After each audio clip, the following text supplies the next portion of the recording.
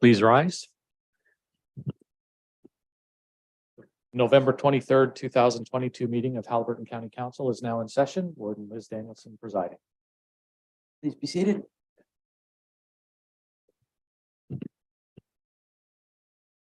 I don't have a lot of comments this morning. There to say once more, welcome to the new and returning members to our first official meeting. And to say how lovely it is to see staff back in the room. This is the first time in a long time that we've all been together. And I also wanted to thank all of the staff for how our building looks, for the decorations, and for the work that was done for our inaugural meeting. It was very well done and much appreciated.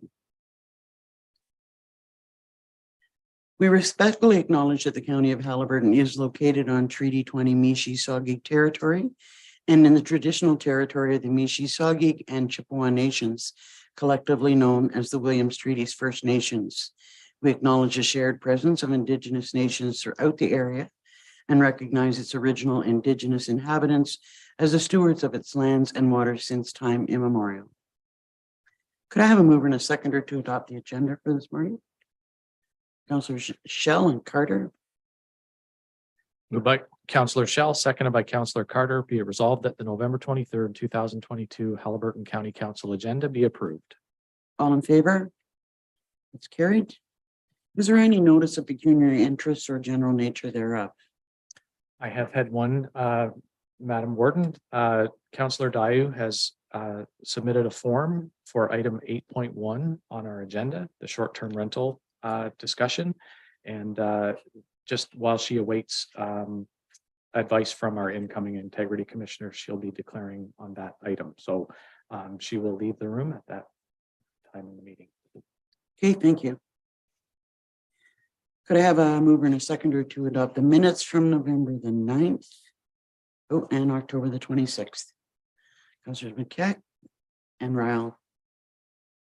Moved by Councillor McKechnie, seconded by Councillor Ryle. Be it resolved that the minutes from the October 26, 2022 regular meeting and the November 9th, 2022 special meeting of Haliburton County Council be adopted as circulated. All in favor? That's carried. We have no business arising, so we'll move into delegations. We have Steve Dion to talk to us about short-term rental considerations. Absolutely. So he's joining us via Zoom. Yes, he'll be joining. Yeah. Hello. Your Worship, thank you for having me as a delegation and thank you for listening to me this morning. Congratulations on being sworn in yesterday. I find myself in the enviable position of being the first delegation you will hear from in your 4-year term. Hopefully I won't waste your time and I will set a high bar for delegations that follow. First, a little bit about me. I live in Renfrew County, 242 kilometers from my wife's family cottage, which is in Haliburton. I can tell you that exact distance because I've driven the route many times over the years in various cars, from an 82 Civic to our current RAV4 hybrid. We usually were loaded up with kids, dogs, toys, friends. Most recently has been toolboxes. My wife's grandfather purchased 2 lots in 1939 for $900. On the wall above the toaster are black and white photos of the cottage taken in 1941. Lots of exposed wood, natural stone fireplace, single pane windows, classic Haliburton cottage. Photos were taken again in 1951, 61, 71, 81. In 2001, we seem to have missed 1991 for some reason. In the photos, the original cottage ages, decade by decade, keeps that rustic flavor. A winter cottage appears, ages, and gets renovated. We sometimes rent that one to friends and family. Other structures come and go. The trees go from small saplings to tall, towering giants. The boats switch from canoes in a cedar strip with a 35 horsepower outboard to windsurfers in the tri-hull with a 140 inboard outboard. Today it's kayaks and stand-up paddleboards. We seem to have missed the pontoon boat phase. My wife's grandfather suffered from his service in the First World War. He served at Passchendaele, and Haliburton offered him relief from what we now call PTSD. My wife's aging parents still consider Haliburton their happy place. They actually met originally at the original Holiday Inn, which then became Hunter's Horn on South Cache Road. If our kids inherit the cottage with their cousins, they will be the fourth generation owners.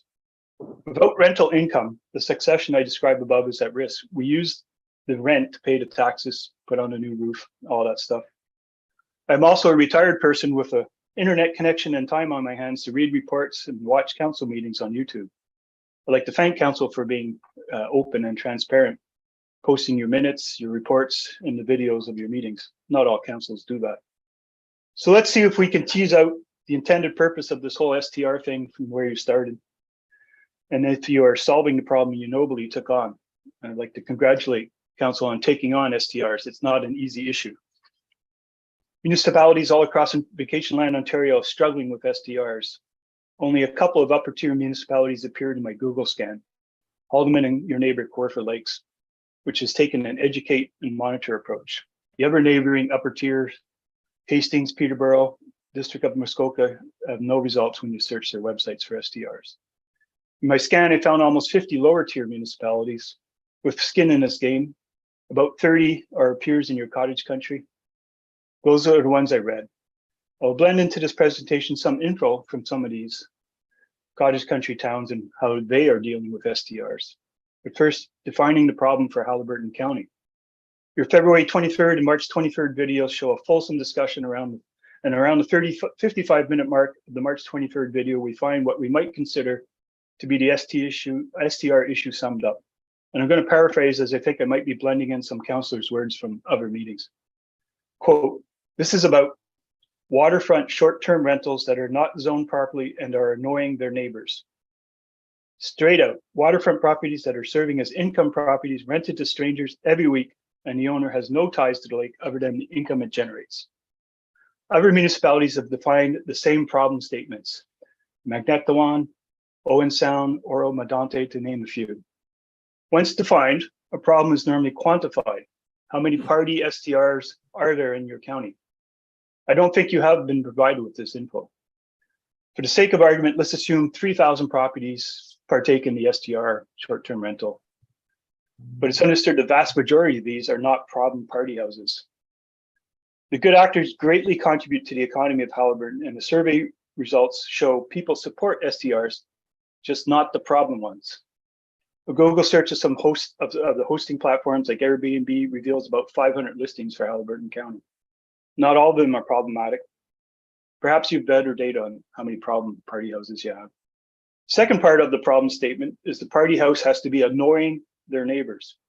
Your community survey provided insight to what constitutes annoying. Foremost, loud noise and music. Second, fireworks. Third was a tie between bonfires and overcrowding. None of these annoying behaviors are exclusive to STRs, but this list seems right and matches what other municipalities, municipal surveys have shown, such as in Magnettawan, Lambton Shores, and Sequin. Your survey, which had 1,500 respondents, had question 9, which asked if a complaint had been filed, and if so, what was the result? And if a complaint wasn't filed, why not? The results for that questions were omitted from the presentation on the survey. There was also a promise to interview the lower tier municipalities about the number of complaints. I cannot find the results of these discussions with the 4 lower tier municipalities and read the extent of complaints. This is probably important. You should ask for this data. So far, we seem to have a few missing data points. Number of STRs, number of waterfront STRs rented to strangers, number that are annoying their neighbors. I'd like to spend a minute on the collateral damage issue, described as unnecessary penalizing the good actors. Other municipalities share your concern of impacting the good actors. Lambton Shores stated, and I quote, most STR operators are respectful and careful with who they rent to. General concern that regulations or licensing will punish both the bad and the good operators. Manitoulin, and I quote, my only concern is that we not paint everyone with the same brush. There are responsible homeowners that rent out their places. In Haldimand County, quote, we are not targeting those who lend or rent their cottage to family and friends, but rather those causing the problems for their neighbors. At the May 25th meeting, there was a promise to provide a review of what your peer municipalities have done to address the collateral damage. I don't think that review was provided at your August 10th or October 26th meeting, another missing piece of the puzzle. Hopefully a more thorough review by your staff is pending. I suggest they include Frontenac and Corfu Lakes in the review. Let's turn our eyes to the proposed licensing bylaw for Haliburton County and see if it will cause collateral damage. I'll just highlight a few examples. Clause 6.2 in the draft licensing and regulation bylaw has so far slipped through without comment, and I'm going to read it. The maximum number of persons, including but not limited to residents, renters, and their guests permitted on the premises at any time shall be restricted to 2 persons per guest room. The guest room is defined as a bedroom. So if a family of 4 rents a 2-bedroom cottage, they can't have anyone drop by, not even the owner, who by definition is included in clause 6.2. Maximum number of people on site at any time is 4. We rent to friends, we have coffee with them. If I go over with my wife to have coffee and to chat with the people we rented to, we're in violation of that clause. According to the clause 16.2, that's one demerit point. I don't think that's your intention. That's what we call an unintended consequence. Registration also comes with some unintended consequences. Your draft registration bylaw section 5.2 Q4 includes an electrical inspection to comply with the applicable code, presumably by an electrical safety association, the ESA. We've had a few ESA inspections on residential properties, and I will point out a couple of parts to the code and what that means. Arc fault circuit breakers are required for all bedrooms in the living room and dining room outlets. Arc fault breakers take up 2 slots on your panel. Go look at your panel in your house and see if you have 5 to 8 available slots. That's what you need to meet the arc fault requirement. If you don't have the available slots, you will need a new panel or a pony panel. That includes a hydro shutoff and about $3,000 for the electrician to wire up your new panel. Explain that to the 70-year-old Uncle Bernie who wants to rent his, little cottage twice a year to the nice family that stays to visit their grandmother up the road. Tell them because they have 12 inches of counter extending past their stove, they need a 20-amp split plug installed there. That's the code. That's what you're asking. Is that what you mean? Is that what you want by inspecting for ensuring compliance with the codes?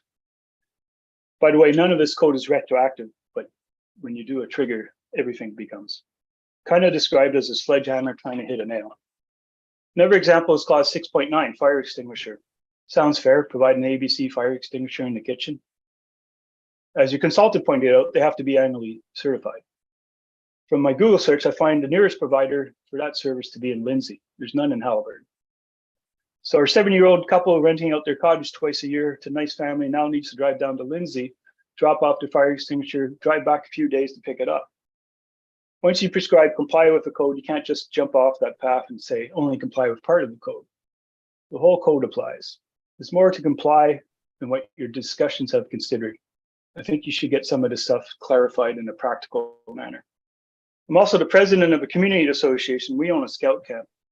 We charge $8 per kid per night. My kids went to Wanakita, by the way. Your draft bylaw does not exempt not-for-profits who are trying to do good acts, such as renting out the cottage for cancer survivors or anything like that. I think you should get a couple of exemptions considered under your draft bylaw. By the way, even if I went to get a license with you, I wouldn't qualify because we are incorporated under the new Not-for-Profit Act, and your bylaw only allows incorporation under the Ontario Business Act. So there's other incorporation acts you might want to consider. Basically, the draft licensing regulation bylaw, to use a medical analogy, is a massive countywide dose of very aggressive chemotherapy to treat an unknown number of problematic skin lesions. What you should be striving for is a precision surgical tool to remove the problem SDRs, a sharp scalpel. Allow me to suggest what a sharp scalpel looks like. One, you can enforce existing bylaws. That's been debated. Others have done that. Blue Water Township has said they're going to do vigorous enforcement. Innisfil says they're going to strengthen their existing bylaws. You have the bylaws already present. You have the tools. It seems to be a discussion around the lack of enforcement. I suggest you put enforcement for everyone back on the table. You can register everyone and filter out the bad actors. Right now, you haven't identified the bad actors. Make the registration process simple, then have the owner circulate to the neighbors, much like notices to my town's chicken coop bylaw does. We have to inform our neighbors we want to have a chicken coop. Put the onus on the owner to inform the neighbors. Prescribe the notice, the site plan, the parking plan, suggested occupancy. You will hear from the neighbors of the bad actors. They have been itching to complain. You're gonna hear from them. You will hear about the site plan that shows 2 parking spots, whereas the neighbor knows they park 4 cars on a shared road. This method makes a bit more upfront effort to register to good actors, but you can use this information to design your sharp scalpel approach and filter out the bad actors. Well, watch out for frivolous complaints. My brother-in-law was once at our cottage when a neighbor, thinking Mike was in the city, phoned his cell to complain about the renters he doesn't like making excessive noise. We have 2 cottages, one we sometimes rent, one we keep for ourselves. Mike walked 50 feet or so over to the rented cottage and asked our neighbor to step outside with his phone so Mike could hear what noise the neighbors were making. The neighbor mumbled something about it wasn't happening right now. As the neighbor stepped onto his porch, Mike waved to him from the front door of the cottage and said, "What noise? I've been up here all week." There wasn't any noise, never had been. Make sure you have a filter for frivolous and nefarious complaints. To sum up, collateral damage can come at great cost to the county's primary business, tourism. Be leery of unintended consequences to the economic engine your county lives off. The family of 4 visiting for a week goes into town and shops. They don't annoy their neighbors. As proposed, they can't even have a friend over for a play date. The couple that rents out twice a year to the nice family will never meet your draft host requirements. Onus registration leads to bylaw avoidance. East Ferris has had 2 registrations so far this year. 2, that's it. 0 for next year. Your CAO, in speaking about IT, stated, "It is very difficult for us to develop a solution until we know what we are developing a solution for. I humbly submit the same principle applies to the entire STR process. I suggest you fill in the missing dating points. How many STRs? How many problem ones? Address the problem issues. Find a precision surgical tool, remove the bad actors you hear about from without collateral damage to the good actors you don't hear about. I humbly suggest you slow down a bit. It's obvious the draft bylaw on October 26 was in no shape to move forward. The discussion lasted for like 3 hours. My head's on fire is what one councillor proclaimed. Use the summer of 2023 to get the info you need, interview the neighbors of the bad actors, find out where the problem properties are, what the problems are to design a solution to address those, and leave the rest of us to carry on hosting visitors, keep the economic engine of your county going. Change the behavior of the willing and deny a registration to those not willing. We operate on a social license, and social license is a fragile thing. I don't want to see our social license as good actors put under onerous registration requirements, et cetera, whereas you really target is the bad actors, and they should lose their social license. Thank you for your time. I hope I've added some value to your task. Best wishes on your deliberations. Thank you very much. Thank you, Mr. Dion. We do recognize that we have a fine balance to reach before we land on a bylaw. Recognize the value of short-term rentals to our economy, and that we're still struggling with the bylaw and realize that there are still some things that need to be changed. I would ask if any members of council have questions for Mr. Dion.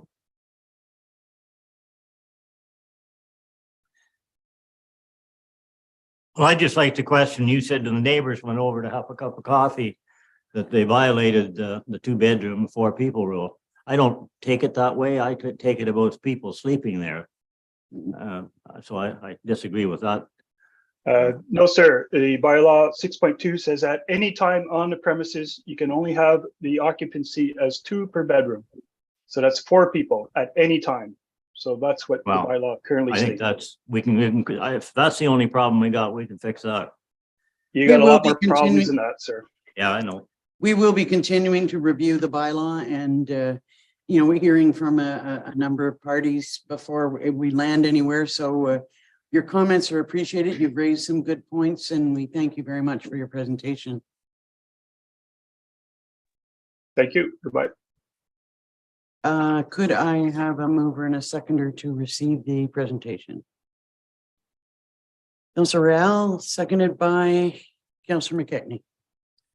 Moved by Councillor Ryle, seconded by Councillor McKechnie. Be it resolved that Haliburton County Council receives for information the presentation from Steve Dion regarding short-term rental considerations. All in favor? That's carried. Could someone go and get Councillor?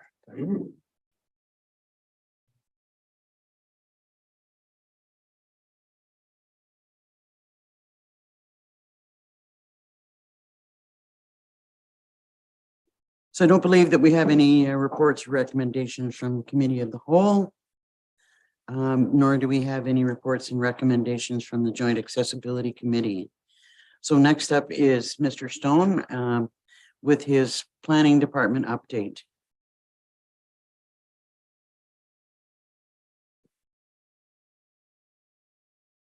And just give us a second, Steve.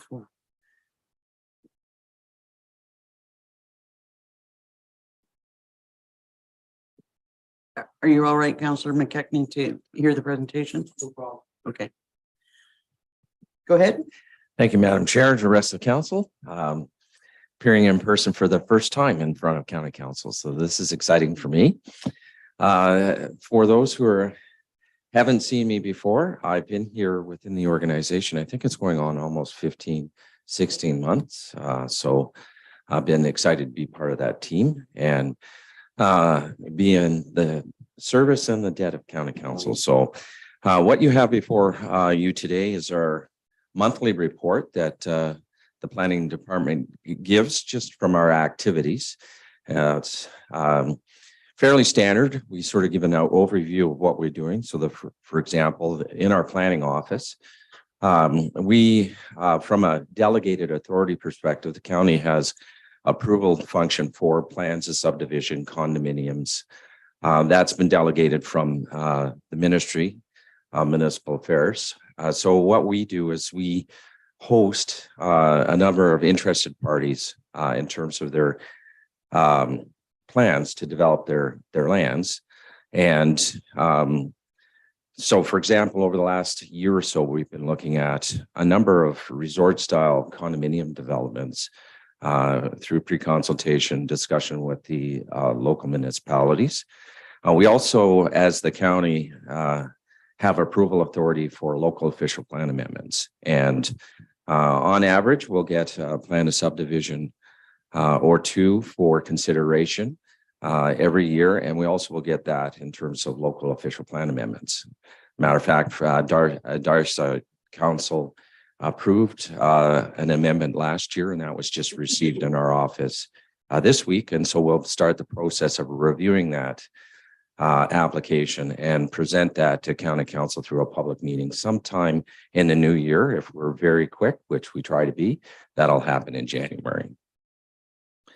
With regards to another significant project that the Planning Department's been involved in, that's been the floodplain mapping project. That's been ongoing for a number of years. Had its sort of genesis in 2017 with the large flood that happened in the county. We reached out to federal and provincial partners to get some funding to start collecting data, and that happened in 2019 and again in 2021. And the assembling of that data will actually prepare a new flood risk assessment model for two watersheds, the Gull River and the Burnt River. And that'll lead to more information as it relates to the hazards along those river systems. And it will generate actually visual mapping that the County Council can consider when they look at policy development, but also the citizens, they can actually look at their own property and determine how much of a risk they have to their current situation and possibly make adjustments. For example, if you're on one side of the line, you may want to move some structures out of that hazard, or you may want to fortify those structures. So that's something that's ongoing. We're hoping, you'll see in the report that we applied for some additional funding, and we're hoping to successfully move ahead with the final stages of the project, and that will be creating and actually making the model work, and then presenting that to public information centers later in the fall of next year. And if those go successfully, the project will actually be concluded with the final presentation to County Council of that model and the maps. And then County Council can move forward to incorporate those maps into things like our official plan, and the local tier municipalities can incorporate that mapping into their zoning bylaws. The other thing that the Planning Department is excited to help council with is adapting to climate change. So we have a climate change coordinator, And she's been very active over the last number of years preparing plans. There's been a couple that have been approved, and then she's moving along to additional community adaptation plans. So you'll see her in person in December. She'll be presenting some of her reports that she's been working on. The other thing that you may have been watching in the community is she's been consulting with the community through survey work. She did a community survey on climate change initiatives, getting sort of the community perspective on what they would like to see in terms of planning for climate change. That happened this summer, and she's just wrapping up the second community survey. It was launched this past month. And so hopefully the results of that survey will be presented to council in the very new year. The Land Division Office is another delegated authority from the province. And so County Council has carriage of reviewing consent applications applied under the Planning Act. And you've seen fit to set up a Land Division Committee. And so it meets every month to consider consent applications. This past year, we had a bumper crop of consent applications. It was quite exciting to see all 50 applications be considered and actually approved. So that's no refusals, which is awesome. A few times the committee said to staff, you need to rethink things. So we had to go back and revisit some of the questions that they had. But the committee is a high functioning, did really well this year. It's in a point of change, because every term of council, you get to appoint new members to that committee. So I understand the clerk's office has been entertaining applications to be appointed to that committee, and a report will come forward soon to set up the new committee. So we won't have a meeting of the Land Division Committee in December, but we'll be at it again in January. We already have a number of applications on the books now. So in terms of the last thing that we do is forestry, shoreline protection, and the rail trail, and that's our county forester. He's a contracted individual. You may have met him for the first time last night. He really has been sort of the boots on the ground when it comes to looking at matters that the community is concerned about when it comes to tree cutting along the shoreline. Matter of fact, there's no rest for him. There's been actually 2 violations that he's had to investigate over the last month. So it still happens even with the snow on the ground. Now, just to the second page of my planning report, it speaks to a number of the special projects that we've been working on behalf of the previous council. And you'll see in the title, it's very bold. We need direction from this council on how to proceed. Probably the biggest project that we were looking at the last term was developing the new shoreline bylaw. And that goes a little bit beyond the existing tree preservation bylaw insofar as it deals with more traditional alteration of the shorelines. County Council considered a final draft and looked at its implementation. Now we sort of have to ask this council on how to proceed we're not making any assumptions as a staff team with regards to that, and we would like your direction. You heard from the delegation that another big project that was considered by the previous council was the short-term rental project. And towards the end of the term, there was 2 draft bylaws that were presented and quite thoroughly discussed by the previous council. And again, that's another project that we're not making any assumptions. We will be asking for your direction on that one as well. And another project that has been on the books for and it was initiated early in the summer last year, was the development charges study. And we've retained a consultant, and they started the initial work, which was to have dialogue and discussions with the lower tier municipalities, really to try to understand sort of the standards of what sort of infrastructure systems that they have in play now and what sort of things they want to look forward to the future. We did take a step back from progress on that based on some of the early findings from the consultant. And that's another report.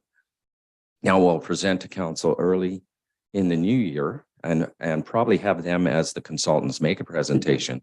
What they found was, and I think you all know this, is that the county has really been growing leaps and bounds over the last number of years.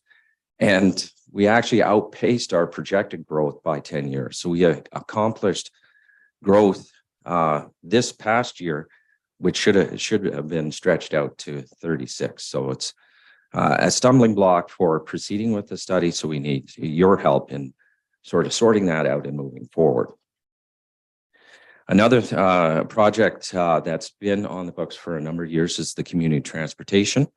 What we need to do is ask you what your priorities are in terms of developing any rural transit options moving forward. So we'll present a report in January in terms of where we're at and ask you where you want to go with that particular project.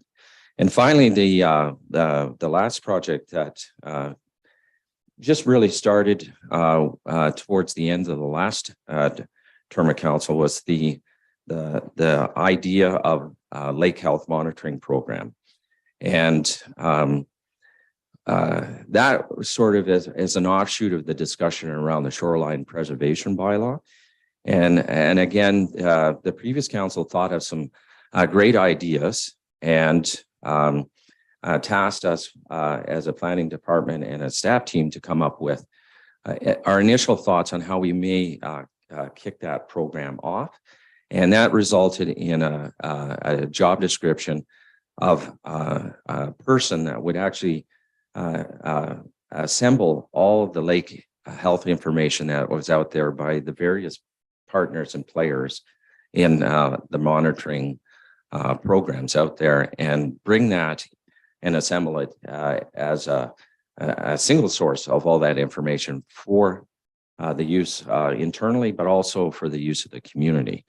And like all the other projects that we have on the books, that's something that we will ask again through a report to county council for their direction, so we know how to achieve what your priorities are on all these in the coming years. So thank you very much. Thank you, Steve. As you can see from the report, each section, I mean, there's some pretty big topics here that we're going to be looking at over the next while. And as Steve will be bringing detailed reports on each particular item, and we can have fulsome discussions on all of them. Right now, I guess I'd ask if anyone has any questions specific to timing and the process overall, rather than getting into the specifics, because we'll have lots of time to do that. Well, I just want to be assured that we won't be doing any more hires till we have these full discussions prior to budget. We need to have our budget discussion, and Okay. absolutely. Councillor Ryall. Steve, first off, thanks for the report. You've made it crystal clear. I'm reading what you had. It pretty well reflects everything that we've done, everything that you said you needed to have and what we said we needed to do. And so none of these things are going to be easy. If they were easy, we'd have done them by now. But I certainly look forward to working with you on these projects. I realize the order that you presented them in at this point in time are the order of priority. Having said that, we may be changing the priority, but thank you very, very much for giving us the information as it has been done. And I'm sure there's more to come as we work through the rest of this year and into next year. Were these in fact intended to be listed in order of priority? Or just a list of our projects? List of projects, but actually, for the benefit of council, in terms of how much energy county councils put in, yes, if you were to look at it from that perspective, they're in order of all the time and energy you put into it. So, just one comment with respect to the land division. I'm pleased to hear that that our previous Councillor Kennedy will be returning or submitting his name for consideration. So it's great to see that continuity. He's been a good member. Councillor Carter. Thank you. A couple of questions on the floodplain mapping project. You talked about, certain amount of funding and grants. I'm assuming we're going to go ahead with the project, whether we get that funding or grants. That's correct. Again, through Madam Chair to the rest of the council, it was already determined that it was a multi-year project and there was funding set aside for that. We're just excited that every once in a while, the province and the federal government comes up with a new stream and we dive in to get that. So good. So is some of this mapping available now? Certainly, given our timing, we were hoping to present to the previous county council on sort of where we've got to with regards to our mapping. And so we can do that early in the new year as well. And yes, so we have the Conservation Authority actually has prepared preliminary drawings that you can actually see the line on your property. And every once in a while, we'll get a specific inquiry and we've been able to release that. We do have a cautionary statement to say that this is really preliminary, but yes, we've used it to effect already. So you can see that. We'll get our Conservation Authority partners to make a presentation to County Council in the new year. And if I may, so once we have this mapping, I assume that you will be using that as a basis for redefining things like hazard zones and so on and so forth. You have an idea of how long that's going to take after you get the mapping completed? So yes, and I mentioned about this summer being the first opportunity to present that to the public. So that's part of the process is to present it publicly. And if there's any questions from the public, then we have to vet those. And if adjustments are made or need to be made, then we'll make it at that point. But ultimately, the conclusion of the project will be sometime given our target will be March of 2024. And that's when the flood lines will be finalized. And from there, they can actually be implemented through a schedule in the official plans, as well as in the zoning bylaw. So I would say we could start seeing those adjustments in 2024. If I may, the official plan, I think you have, it's not really here, but that's something that you are working on for the county. And why I bring it up, of course, is that, certainly in Minden Hills, our official plan is outdated and it really sort of requires your official plan to be completed before we can complete ours. So could you give me some idea on timing on that? Sure. So again, through Madam Chair to the rest of the council. Our county official plan came into effect in 2015. And given the current status in the Planning Act, you're allowed to have 10 years of grace, shall we say, before we really need to do a review. So that would be in 2025 if you wanted to use all those 10 years up. However, you can do specific amendments to address certain issues that arise. So, for example, the growth projections would be an example where we may, as a county council, want to update our official plan so we can certainly accommodate all the growth pressures that we're having. So that would be as an amendment to our existing plan. Similarly, with the floodplain mapping project, we could actually initiate an amendment to incorporate that new floodplain information into the county official plan.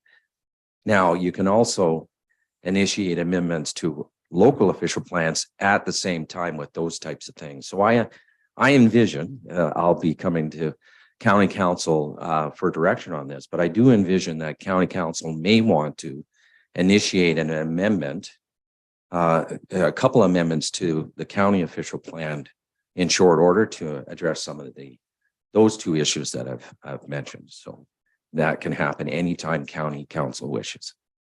Thank you. There seem to be quite a few changes coming down from the province with respect to planning, so we'll likely have to consider those as well. Councillor Rail. Steve, I just wanted to let you know that as a representative from Highlands East, I'm now sitting on the Upper Trent Water Management Committee. And with Mr. Rutter's approval, I certainly would appreciate your assistance and input on some of the issues that may or may not arise from that or should arise from that particular thing. So if it's possible and if you're willing, I certainly would appreciate your input if and when subjects come up that it sounds to me you are very fluent in, and certainly would guide not only the municipality of Highlands East, but more importantly, all of Haliburton County to come up with guidelines and various other recommendations in that particular body that would be of benefit to us and possibly assist some of the issues that we're dealing in other parts of the county. Any other questions or comments for Steve or Mr. Stone? Hearing none, could I have a mover and a seconder to receive his report? Councillor Shell and Dayu. Moved by Councillor Shell, seconded by Councillor Dayu. Be it resolved that Haliburton County Council received the November 23rd, 2022 staff report entitled Planning Department Update for Information. All in favor? That's carried.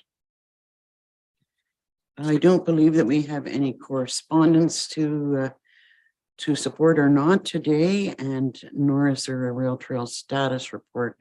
So the next item is the appointment of the Joint Integrity Commissioner. That's your report. Yes. First of all, I'd like to thank Michelle and Michelle Moore, our deputy clerk, for doing the report, and for Sarah Hume for participating and leading the process. We have partnered with our local municipalities over the last 4 years for an integrity commissioner.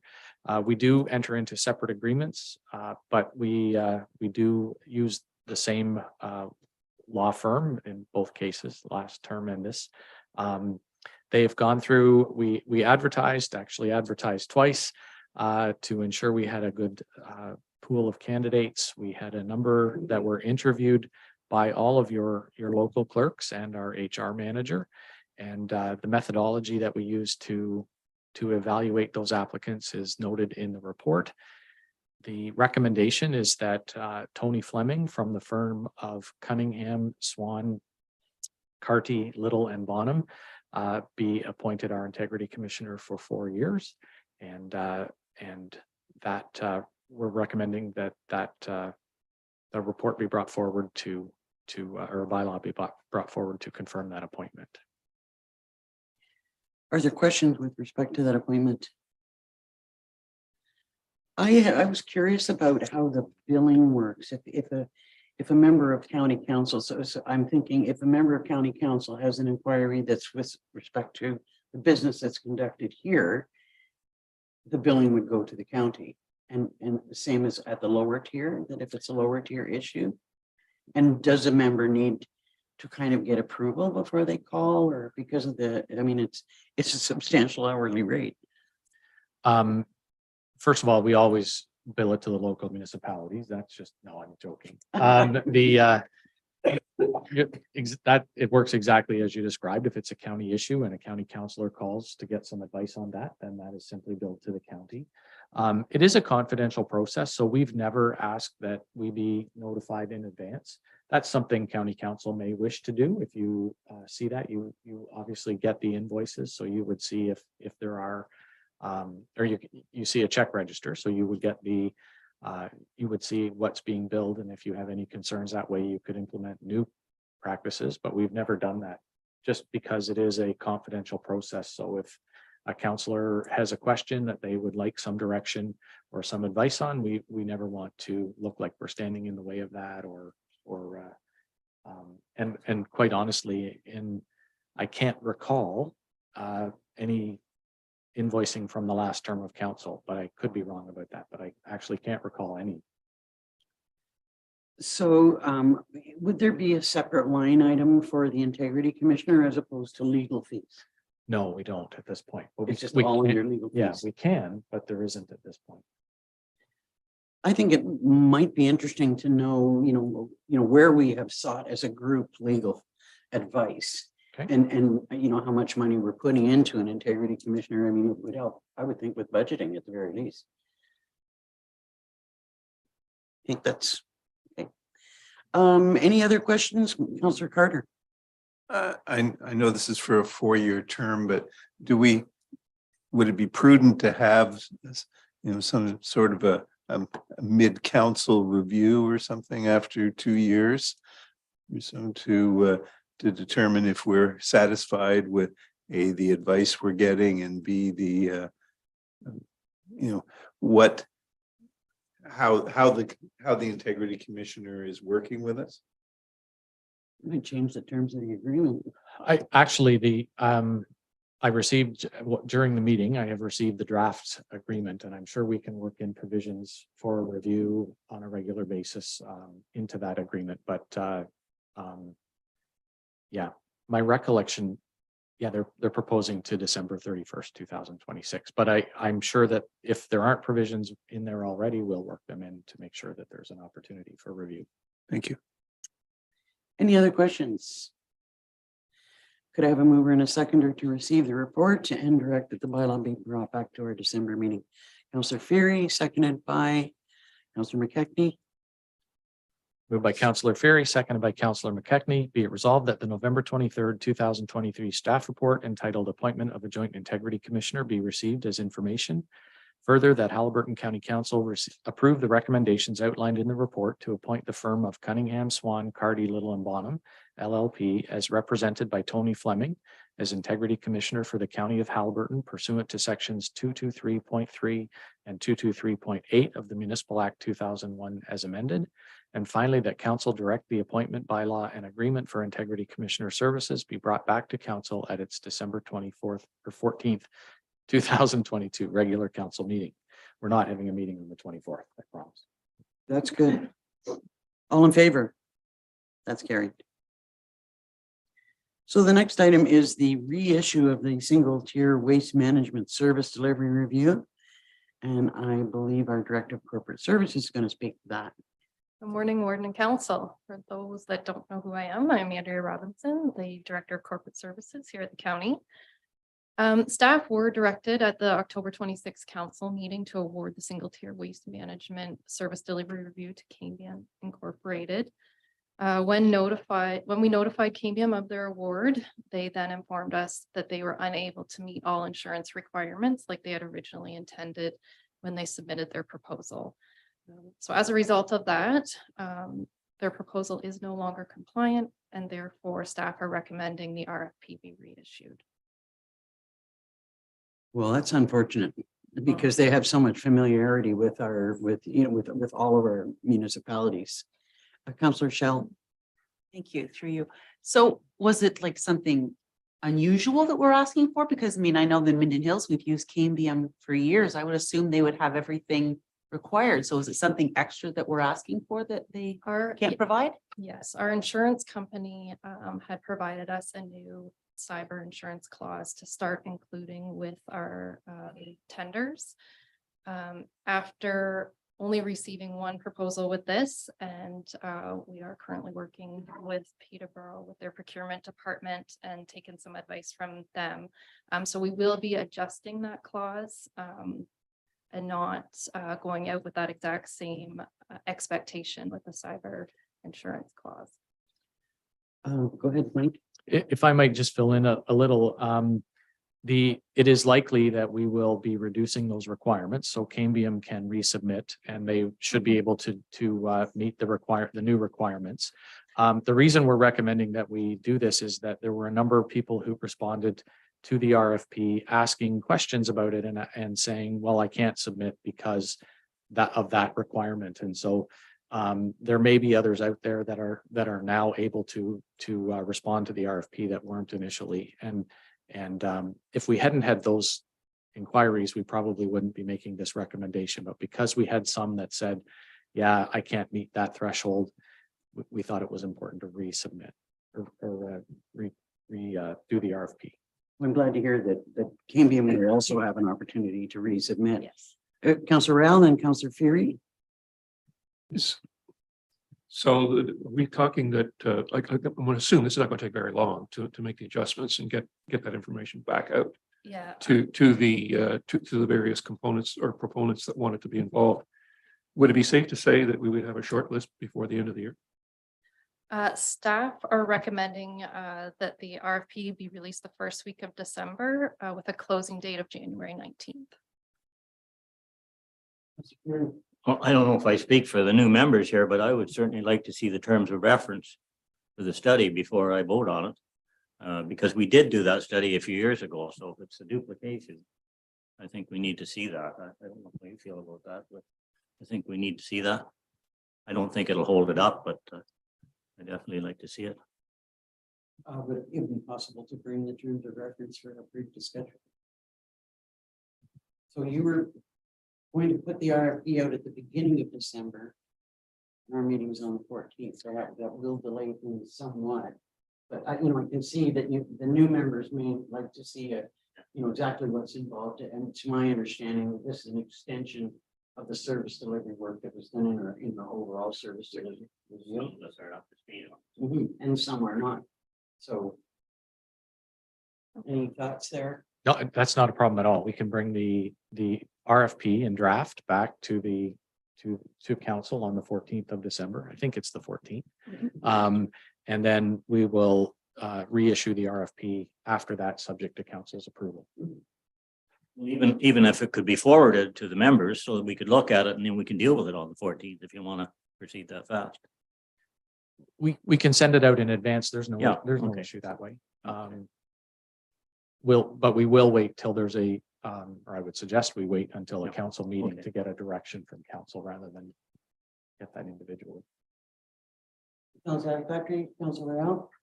So Andrea, if we were to do that, it's not going to really change your target of January the 19th. That should still be pretty well on target. Yeah, it is a 2-week difference. We may extend the deadline the 2 weeks, just with the holidays being in there. Okay. So Better that everybody has comfort level with, how we're going forward. For a matter of 2 weeks. So I guess the resolution would be just to receive the report, but not to move forward with the RFP. Yeah. Could I have a word to second with Councillor Carter and Ryan? Moved by Councillor Carter, seconded by Councillor Ryle. Be resolved that Haliburton County Council receives for information the staff report on the reissuance of the single tier waste management service delivery review RFP. All in favor? That's carried.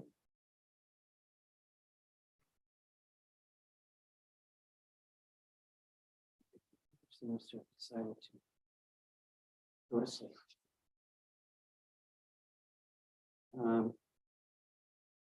Next up is the report on video surveillance for the Public Works Patrol Yards.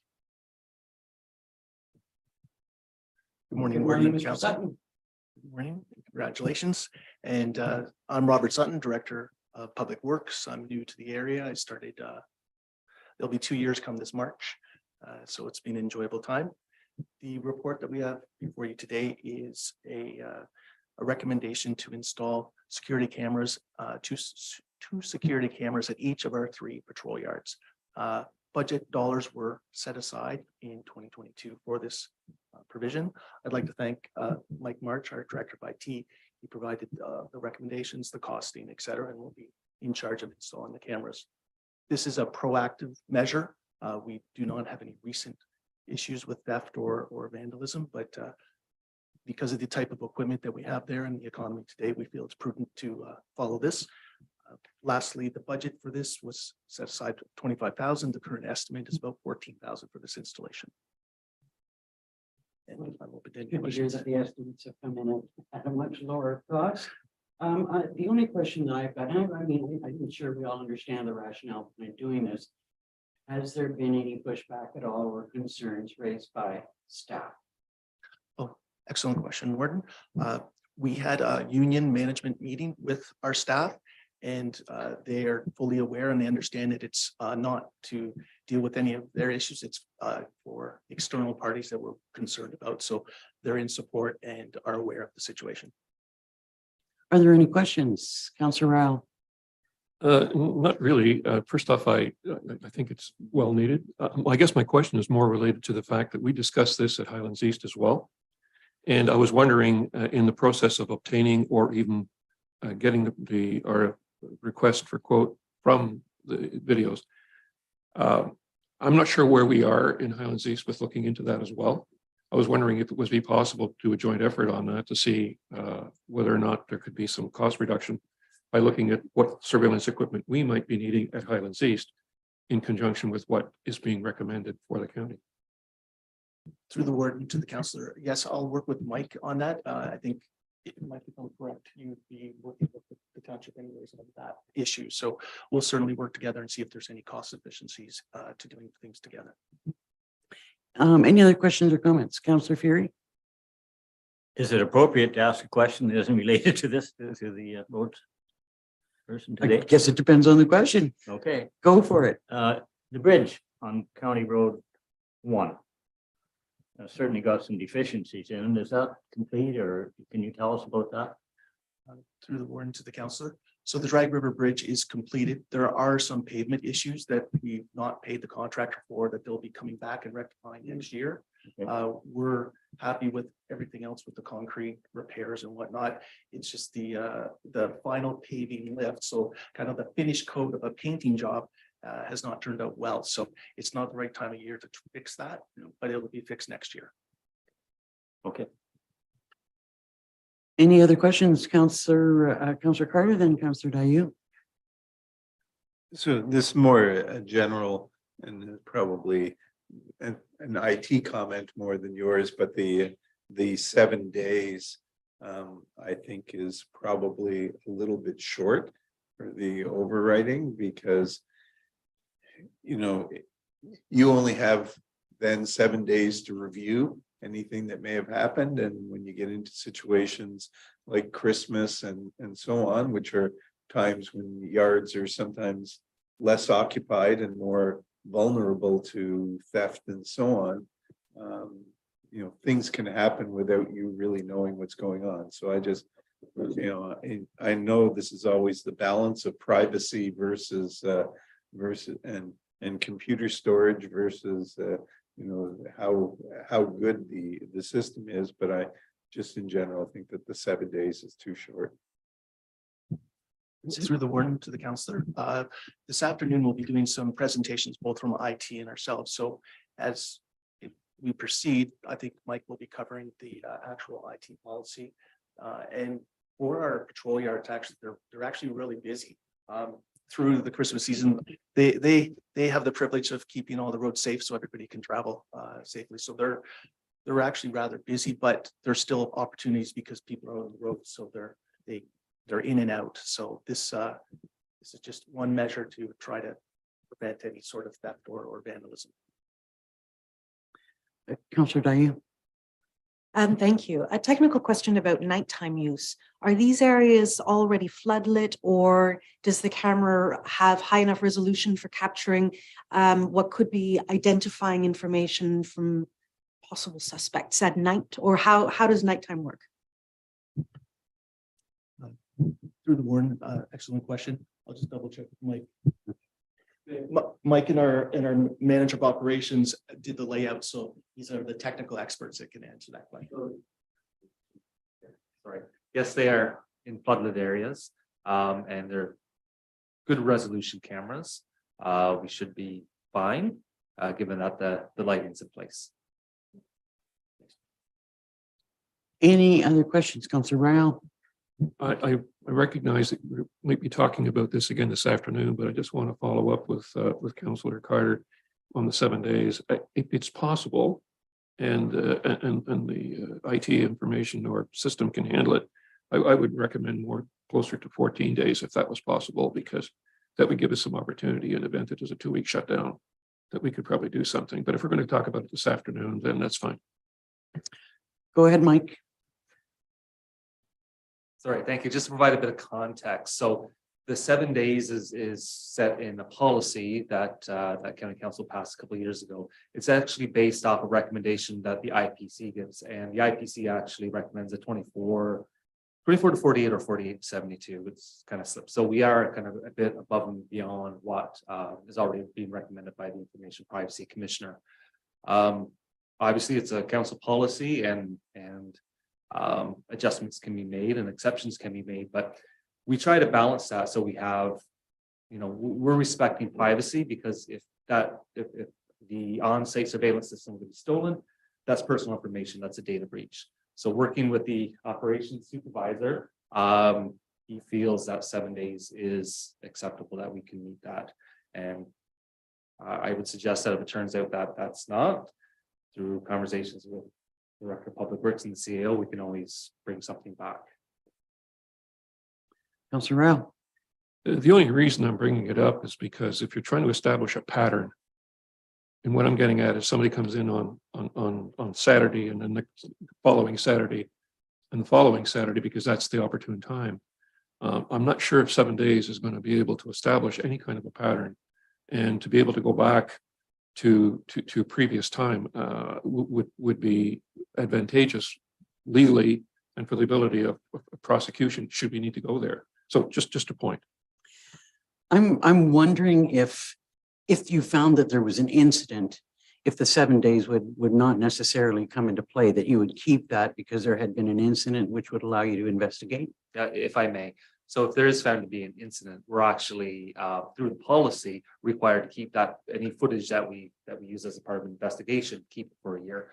So we were finding one Saturday something's happened, another Saturday, that video footage would be saved and kept. So we would have it at least for a year. Councillor Carter. I guess it's a little akin to deciding that you're going to put a lock on the barn door, but you're only going to use it some of the time. I think what Councillor Rael was getting at was that, sometimes when you finally do have an incident, there may have been other things that have happened leading up to that incident. And if you, as he said, if it's happening on the Saturday nights, you have the incident on Saturday night, you don't have the previous Saturday.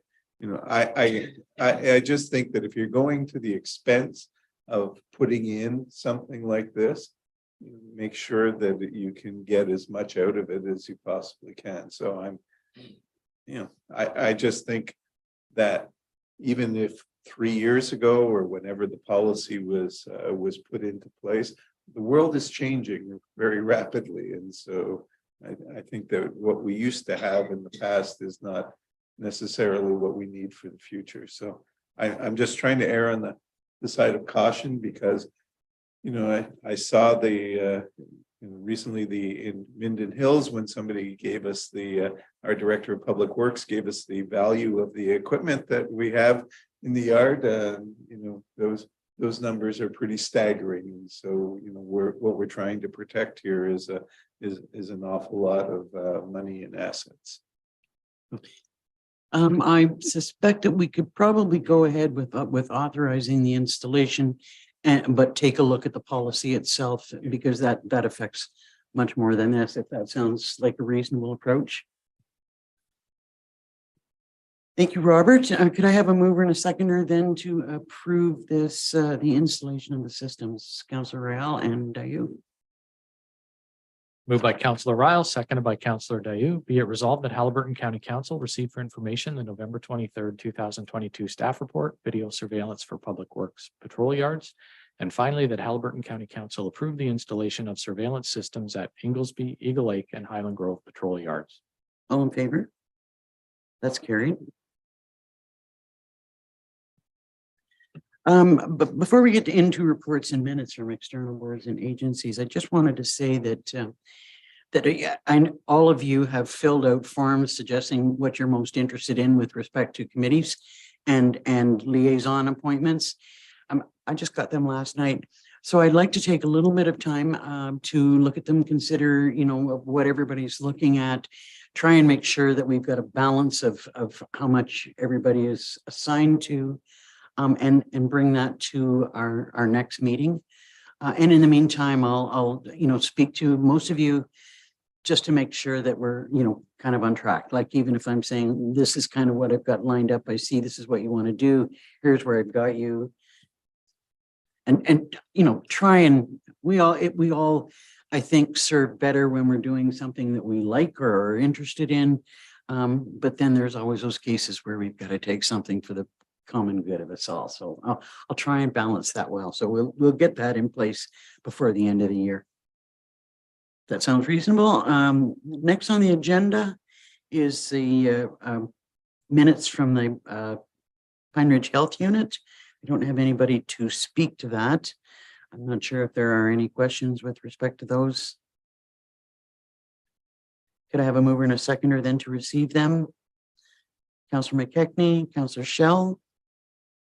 Moved by Councillor McKechnie, seconded by Councillor Shell. Be it resolved that Halliburton County Council receives for information the October 20th, 2022 Halliburton Kawartha Pine Ridge District Health Unit Board of Health approved minutes. All in favor? That's carried. Point in time, is there anything that you'd like to bring to us? I know it's not your responsibility now, but you'll be. That's okay. The meeting was just last night and early evening, and I wasn't available, so I was here. Well, I was absolutely tickled to be able to offer point in time the Warden's Award. And it was really well received at the Chamber of Commerce, and they received 2 rewards. And I don't think that there's a better organization that could have received it. So it was a really good evening. So if I may, then yes, I should have mentioned that. Actually, the whole board was tickled. It's wonderful. Thank you for that. Under Eastern Ontario Wardens Caucus, there haven't been any meetings, but I'll report back as soon as we have our next meeting. I'm sure looking forward to continuing with that process. I don't believe that we've got anything under Joint Social and Housing Services. And nothing under Health Professional Recruitment. Nothing under the Library Board. We'll be looking at membership during our closed session. Really pleased to see that we've got as many applications as we do. It's a bumper crop of people that are interested in being on the Library Board, which is nice to see. And next up is the Land Division.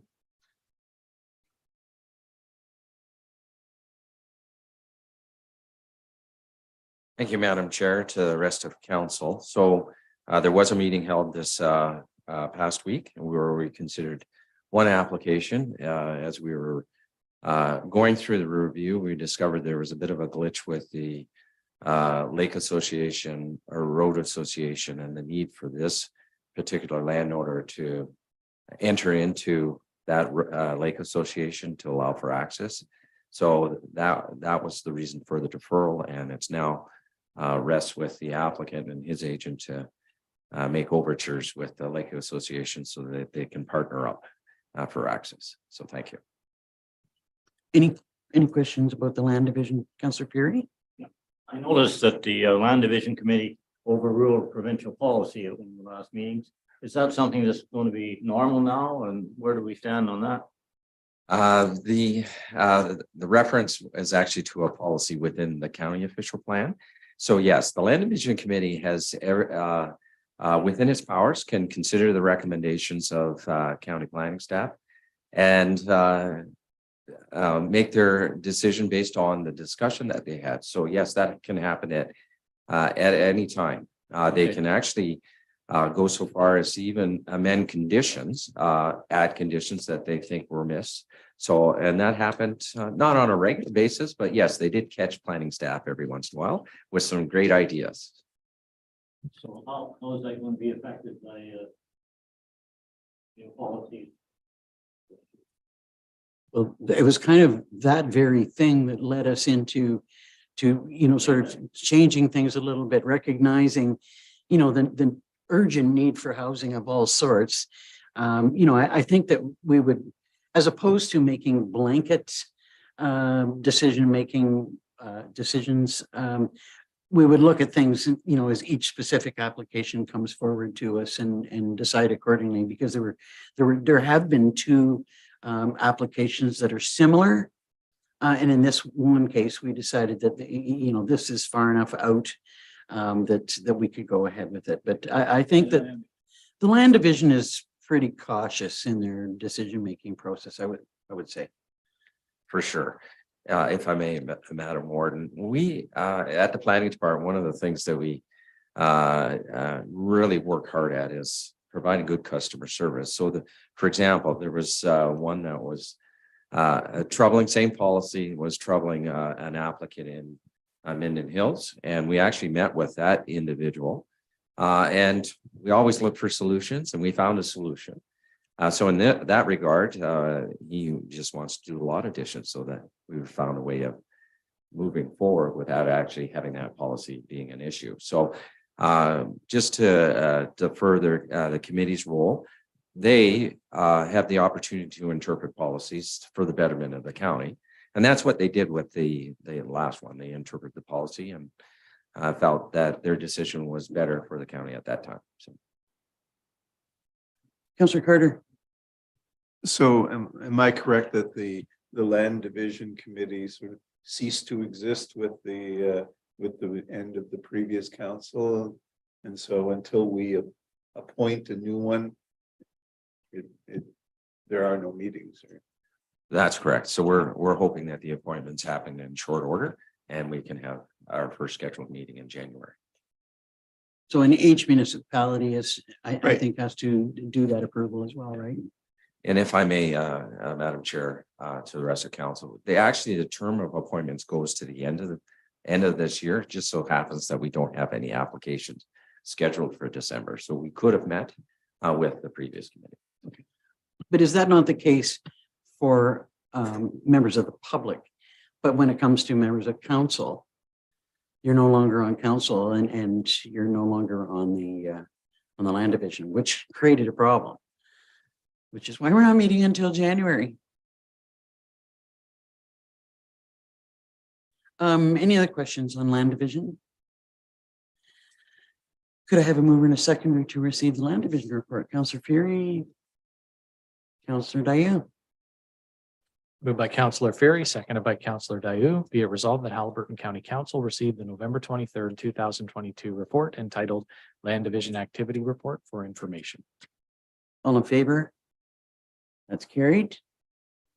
So I gather we have no report on good roads today. Is there anything that you would like to let us know about EORN? As we have not got a representative. I only to say that they, I guess they had a celebration to recognize the in service of the first tower in Prescott Russell on November 7th. That there are a number of towers, and we'll be providing regular updates to County Council. There are a number of towers that are now have been released to Rogers for construction. They have had some challenges with supply chain and some other things that have slowed some of that work up a little bit, but they hope to get back on track soon. The 2023 and 24 construction seasons will probably be very busy in Haliburton County for the construction of towers. We are expecting to see a number of those built. 2024 a lot, but some in 2023. So they continue to look for sites. I know I've had lots of conversations with Councillor McKechnie and others about the availability of locations and sites that are acceptable for these towers. I would really encourage you to, if you're speaking to individuals in the community and they're interested at all in entering into an agreement with Rogers, there's a section on the EORN website where they can put their contact information in there. And because they are continuing to look for locations to build the tower. So I would just encourage you to do that, but things are underway and progressing well, I would say. Well, we look forward to the first celebration in Haliburton County, that's for So do sure. I. Councillor Michelle. Quick question on that then. Is there any remuneration for somebody who has property and is willing to have a tower put up? Just There, for the public's. yeah, there is. It's, now I don't know the exact numbers, but it is, yeah, it's a fairly significant, it's not millions, but it's a fairly significant annual rental fee.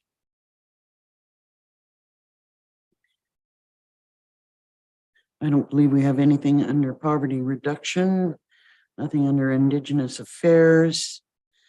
I thought we'd try and just work through to the closed session and then have a break and then have our closed session after the break. Next on the agenda is the meeting calendar. Are there any errors or omissions that anyone has noted?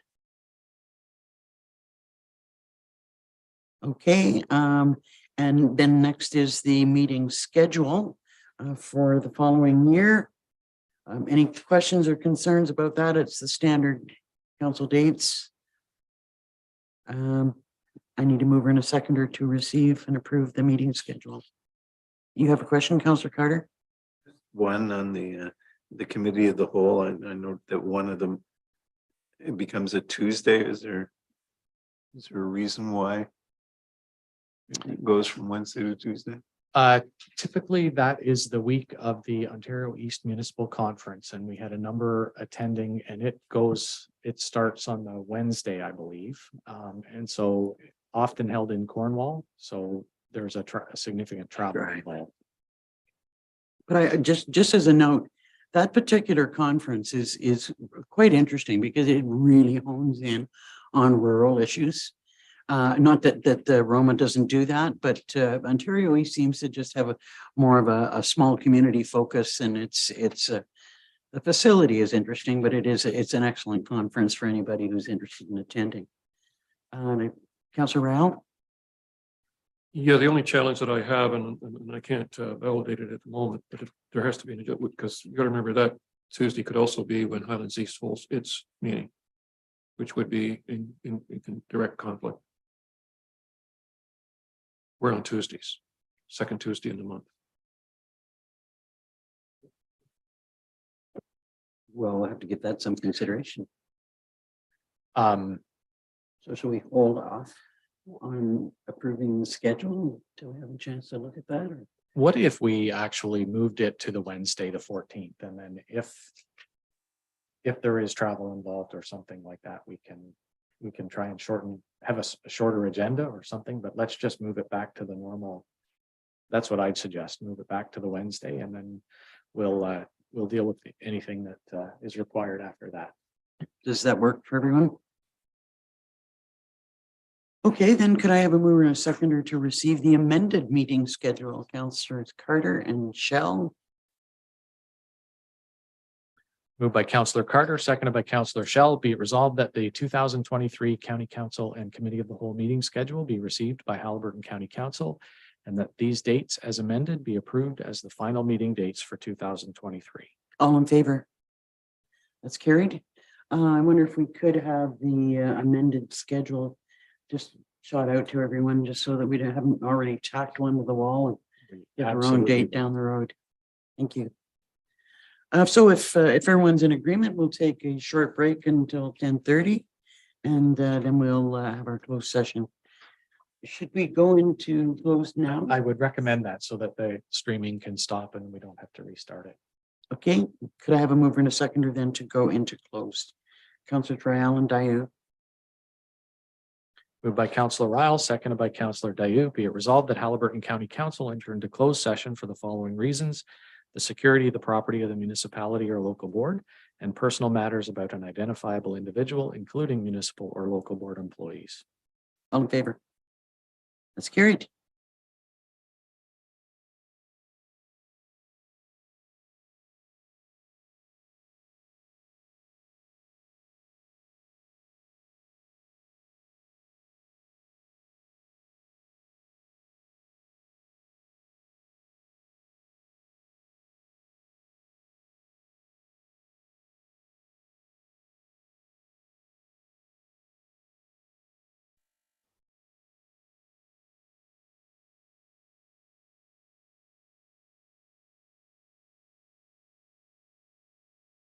Call the meeting back to order.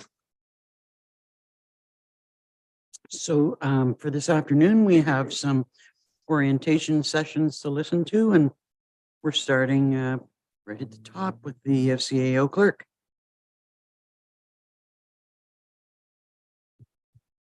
Thank you very much. I'll get Mark to put up our first slide. This is always a really, it's a delicate balancing act for us because we have a very experienced council. Even if you haven't been at county council, you've been, had years of experience at your local councils. And so we want to make it relevant for you. We want to make it interesting, but we don't want to bore you to death with the details. So we're hoping to strike the right balance. The nice thing about spreading this over 2 days is that if today doesn't work for you, we can adjust it and we can tweak how we're presenting and make it better on day 2. So unfortunately, you get me without that ability. So I'll start off. We do have some goals for the day. We want you to get to know senior staff. We've had a lot of conversations about how we've had a fairly significant amount of turnover and even a couple directors talked today. We measure our service in months around here now, not in years. And so we want you to get to know them a little bit and for them to get to know you. We want to share some information. We have direction from our previous council, but we know that this council has a mind of its own and wants to, put your own stamp on things and issues. So we want to provide some insight into where we are currently and begin conversations about how or if you want to move those items forward. And you've had some, again, a look into that earlier today in the planning report, where we know we have a number of issues, a number of, I would say, large projects that we're sort of in a holding pattern until we come to you and say what are the direction that you have for us. So we do want to provide some high level information about the challenges that we are facing at the staff level. Those are things you may not have insight into, or frankly, there are things that you maybe heard about on the campaign trail where we have those challenges and those issues and we need to address them. So today is not really about solving the issues, although we're happy to have those conversations, but it's not really about solving the issues. It's about setting the table for future conversations. And even if we get some insight into where you're coming from on issues, that'll help us inform reports that are going to come to you later. So if I could just have my next slide, Mark.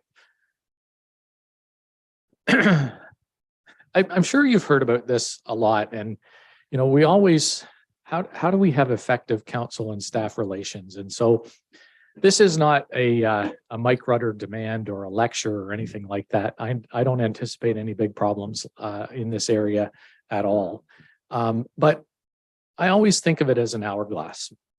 And of course, county council's at the top and you provide policy direction for us. You provide budget, obviously, those kinds of things.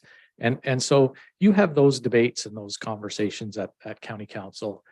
The warden and the CAO have a more direct reporting relationship. So I don't work just for one member of council, even the warden, but I do, as an example, if there are budget items or items for an agenda, I would review those with the warden before they go on an agenda. And so we do have those conversations on a regular basis, but we do take our direction from council as a whole. And then the staff, once we receive those policy directions, once council have made those decisions, it's my job to make sure that I work with the department heads to get that stuff done. Our job is really to get you where you want to go. And so that's my job, is to make sure that the staff are doing what you want to achieve. And then of course they work with the frontline staff to do that. Like any hourglass, sometimes it works the other way, where our frontline staff, we love to get ideas from them on how we can improve things, and often we do. Often that starts with mistakes we've made, and so we try to fix that. But then the department heads bring that to a department head meeting that meets at least twice a month, and then that comes to me, and often that will find its way into staff reports, policy recommendations, and other things. So that can work either way. What I ask, and this is just a request, some CAOs will tell you that, all conversation with staff should come through them, and there should be no council department head or council frontline communication. I don't feel that way at all. In fact, I encourage it. I think it's important that they get to know you and that you get to know them, and they hear you talk about the issues that are important to you. The only thing I ask, and it's a request, is that you don't ask them to change their schedule or spend money that isn't budgeted specifically in our budgets. And the reason for that isn't that I'm a big control freak, right? But the reason for that is simply you hold me accountable for getting that stuff done. And so if a member of council goes to a frontline staff person or a director, it's likely that they're going to drop what they're doing and do what you ask them to do. Because you know what? We like to make our bosses happy. The challenge is there may be 5 or 6 other tasks that have schedules and deadlines, and they may be missed because, and that may interest the rest of council, and they may be missed because one member of council has said, hey, drop what you're doing and go do this. So all I ask is that if there's a change to schedule, a change, if you're looking for something to be done quickly or whatever, that conversation come through me. That's all. But if you see a road issue or a paramedic, or you hear of a paramedic issue, I'd encourage you to talk to the staff, let them know what you're hearing. That's how we get better. So that's all I'll say about that. Again, I only put it in here because it's a traditional slide. I don't anticipate any problems and haven't had any problems in that way here at the county. Next slide. But in essence, Mike, we can ask and inquire for information and communicate concerns to staff and department heads, but we shouldn't be directing them. That's right. Yeah. I do have the 6 department heads that you'll hear from later that report directly to me. But in addition to that, I have 3 staff who report to me. I have, of course, our deputy clerk, Michelle Moore, and I have our community safety and wellbeing coordinator, Sue Tiffin, and our physician recruitment coordinator, Wendy Welch. Yeah, so at this point, they all report to me.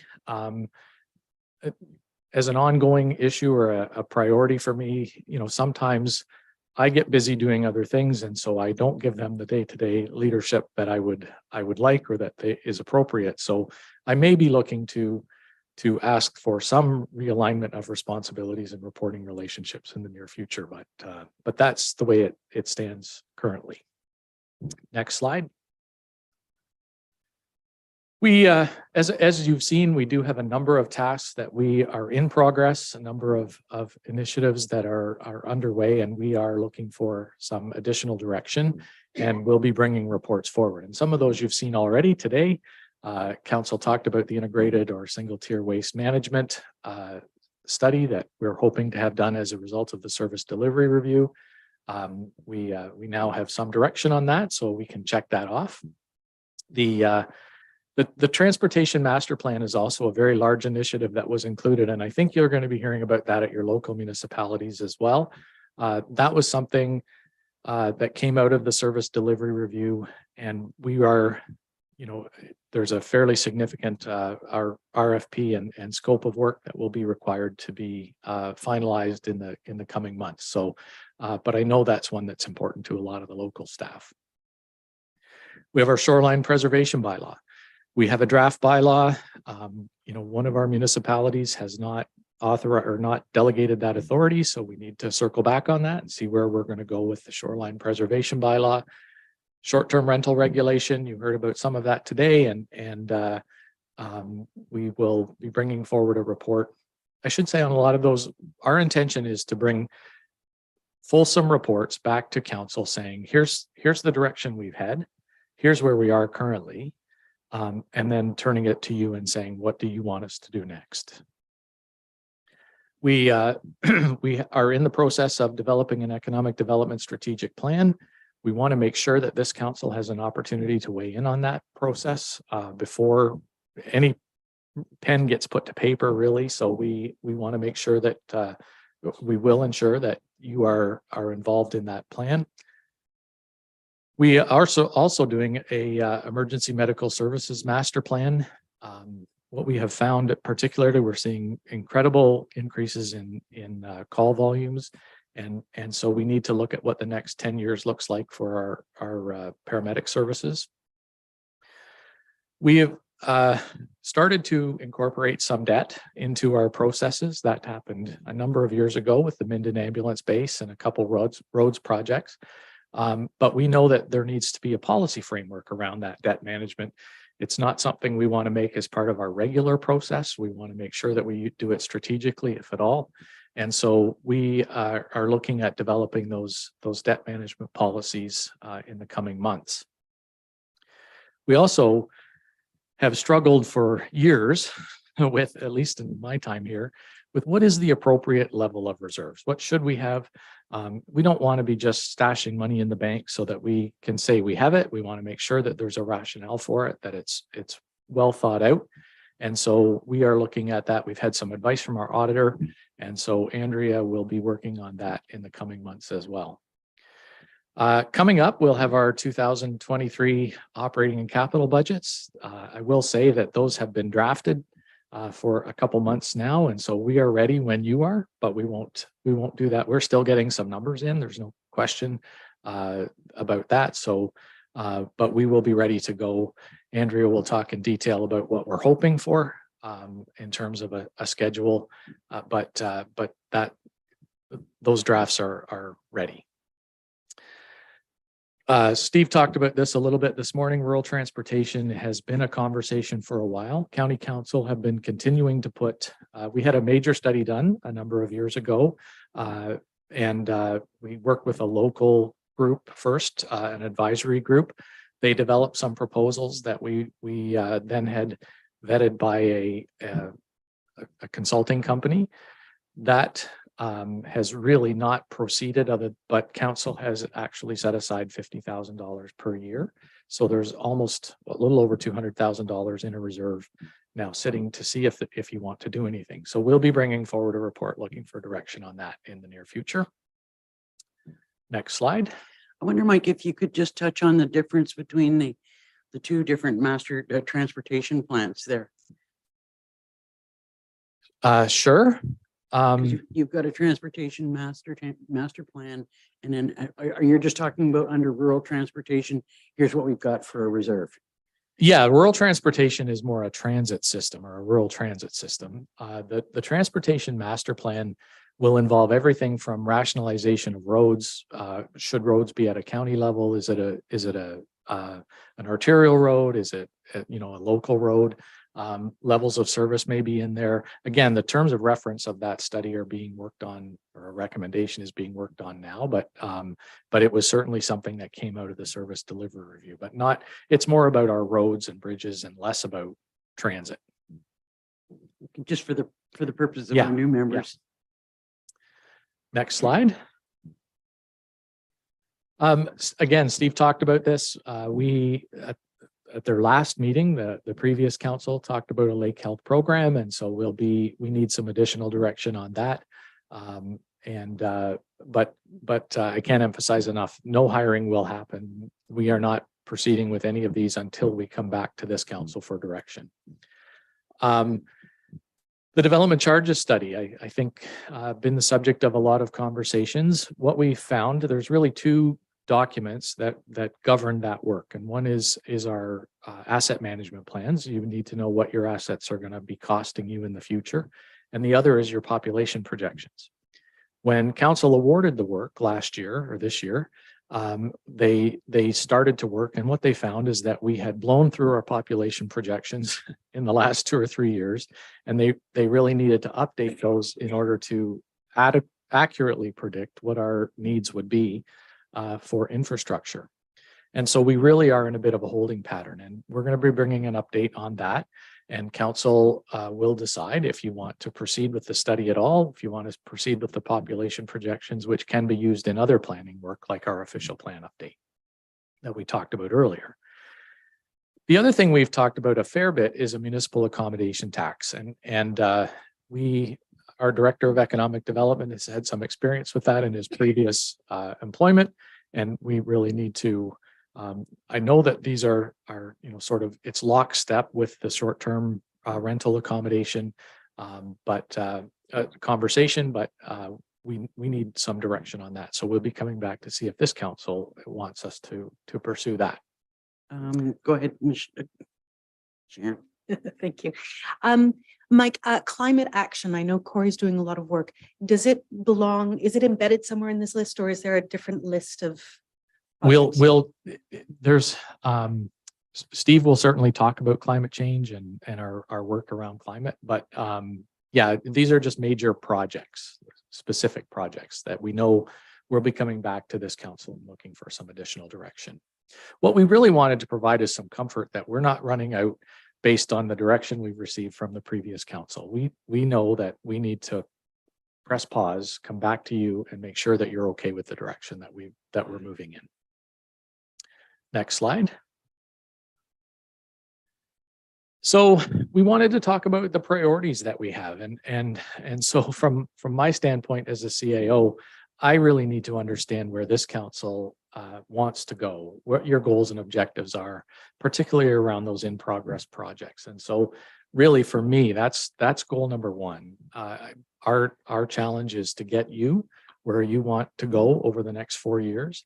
And so there are some specific projects that we need some clarification on, but generally speaking, even as a strategic plan, it's really helpful for us if we have a corporate strategic plan that, that can be very much an internally produced document. We don't necessarily have to have a significant community engagement in that process, but we had one in the last term of council, and it was really helpful for us to know if we were being successful in achieving the goals that we had set out or that we had established by council.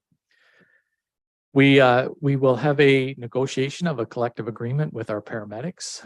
It expires at the end of this year, so that will be a major challenge early in the new year. Had a little conversation already about the CEL project. I am a co-lead with the Eastern Ontario Regional Network. Been one of the highlights of my career, actually. I've really enjoyed that work and really proud of what we're doing.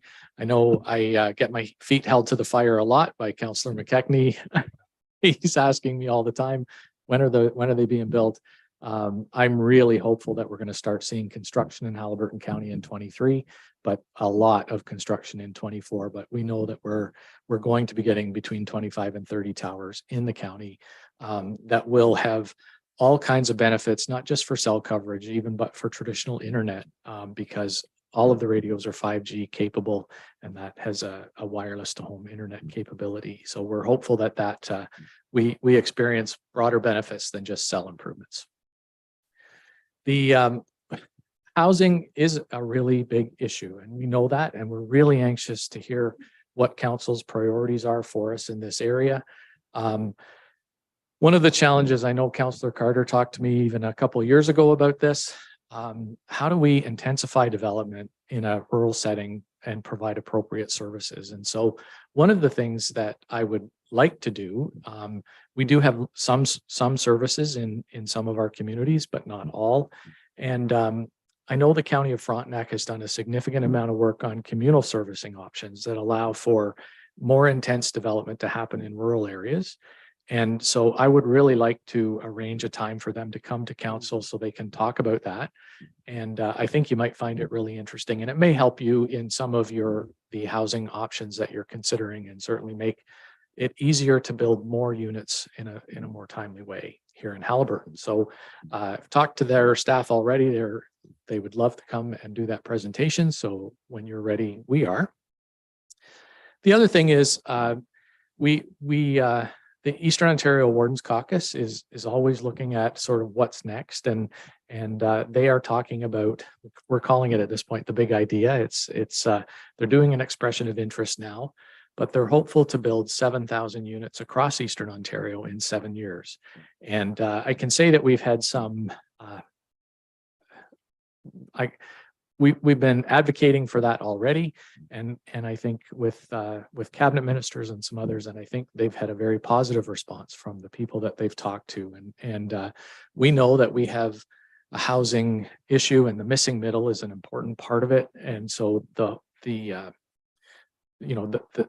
haven't got all the details on that big idea or what those 7,000 units will look like, but I really do believe that some of our our existing projects that are on the books but haven't been able to move forward, this may be a solution for some of those. The other thing our world is changing a lot in how we have our relationship with our First Nations. Every time we get a grant, we are required to do, we have a duty to consult.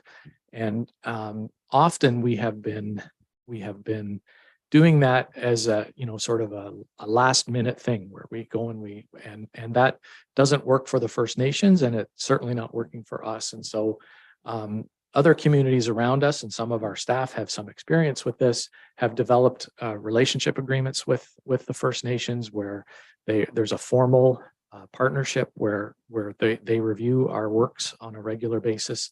And so we would like to investigate that and see how we can do that and how we can really develop those relationships with those really important communities who were here first.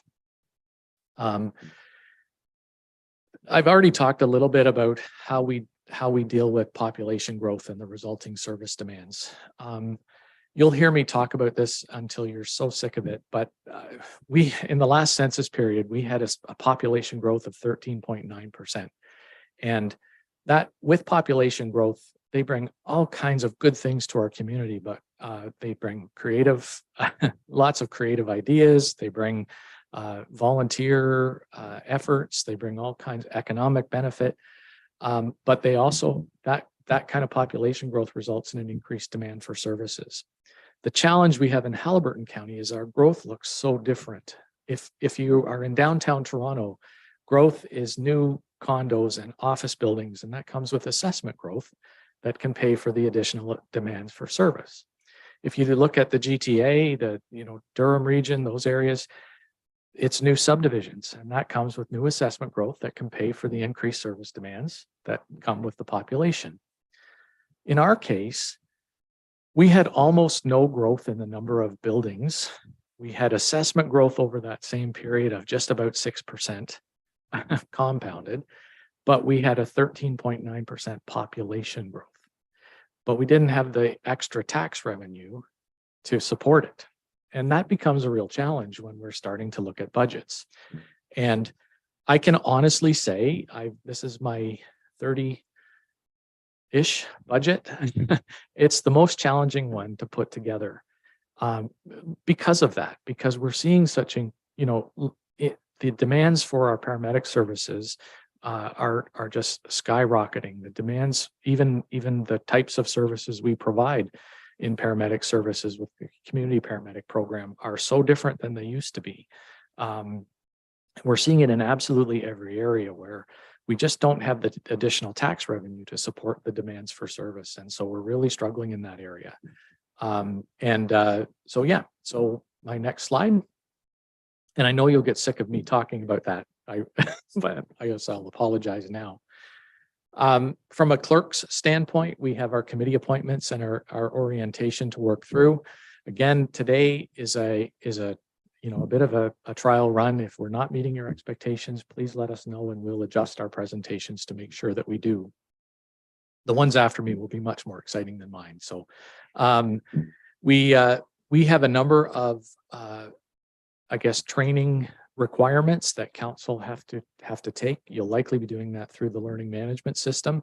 And so we will work through that, and we'll work through any requirements with iCompass that you may have or challenges. Records management and electronic data records management is a monster job. And it's an area where we haven't really done any work, and we really need to. And so that is an area of priority over the coming year for the clerk's department. And you'll see some conversation about that in budget. We're not asking for any additional money on that. We have money that's been set aside with modernization funding. And so the money's there to do it. It's just finding the time for staff to do it. And that's been a really big challenge for us. Next slide. Our community safety and well-being plan. I'm not sure. I think you were all watching our council meeting. So our community safety and well-being plan coordinator came and did an update at a recent council meeting. I can't remember exactly when, We need to confirm the advisory table membership. Those are sort of mandatory. There are mandatory requirements around those that the province established when they created this requirement. Those members need to be oriented as well. There were a number of in the plan itself, there were a number of working groups that were contemplated, and we need to make sure that those are established and that we support them appropriately. We need to introduce the document to the community. Council passed it, but we've really not gone beyond that, and that's been intentional. We wanted to make sure that we had our coordinator, that we talked with the people who were involved in the development to make sure that the consultant captured accurately what we were hoping to capture. One member of, it was a member of council in one of the local municipalities, I won't mention any names, but it was Bob Carter, mentioned that it was a very consultant sounding document. We need to make sure that it's a document that can be relevant in the community, that the community understands and knows what we're trying to accomplish. And so we have some work to do there.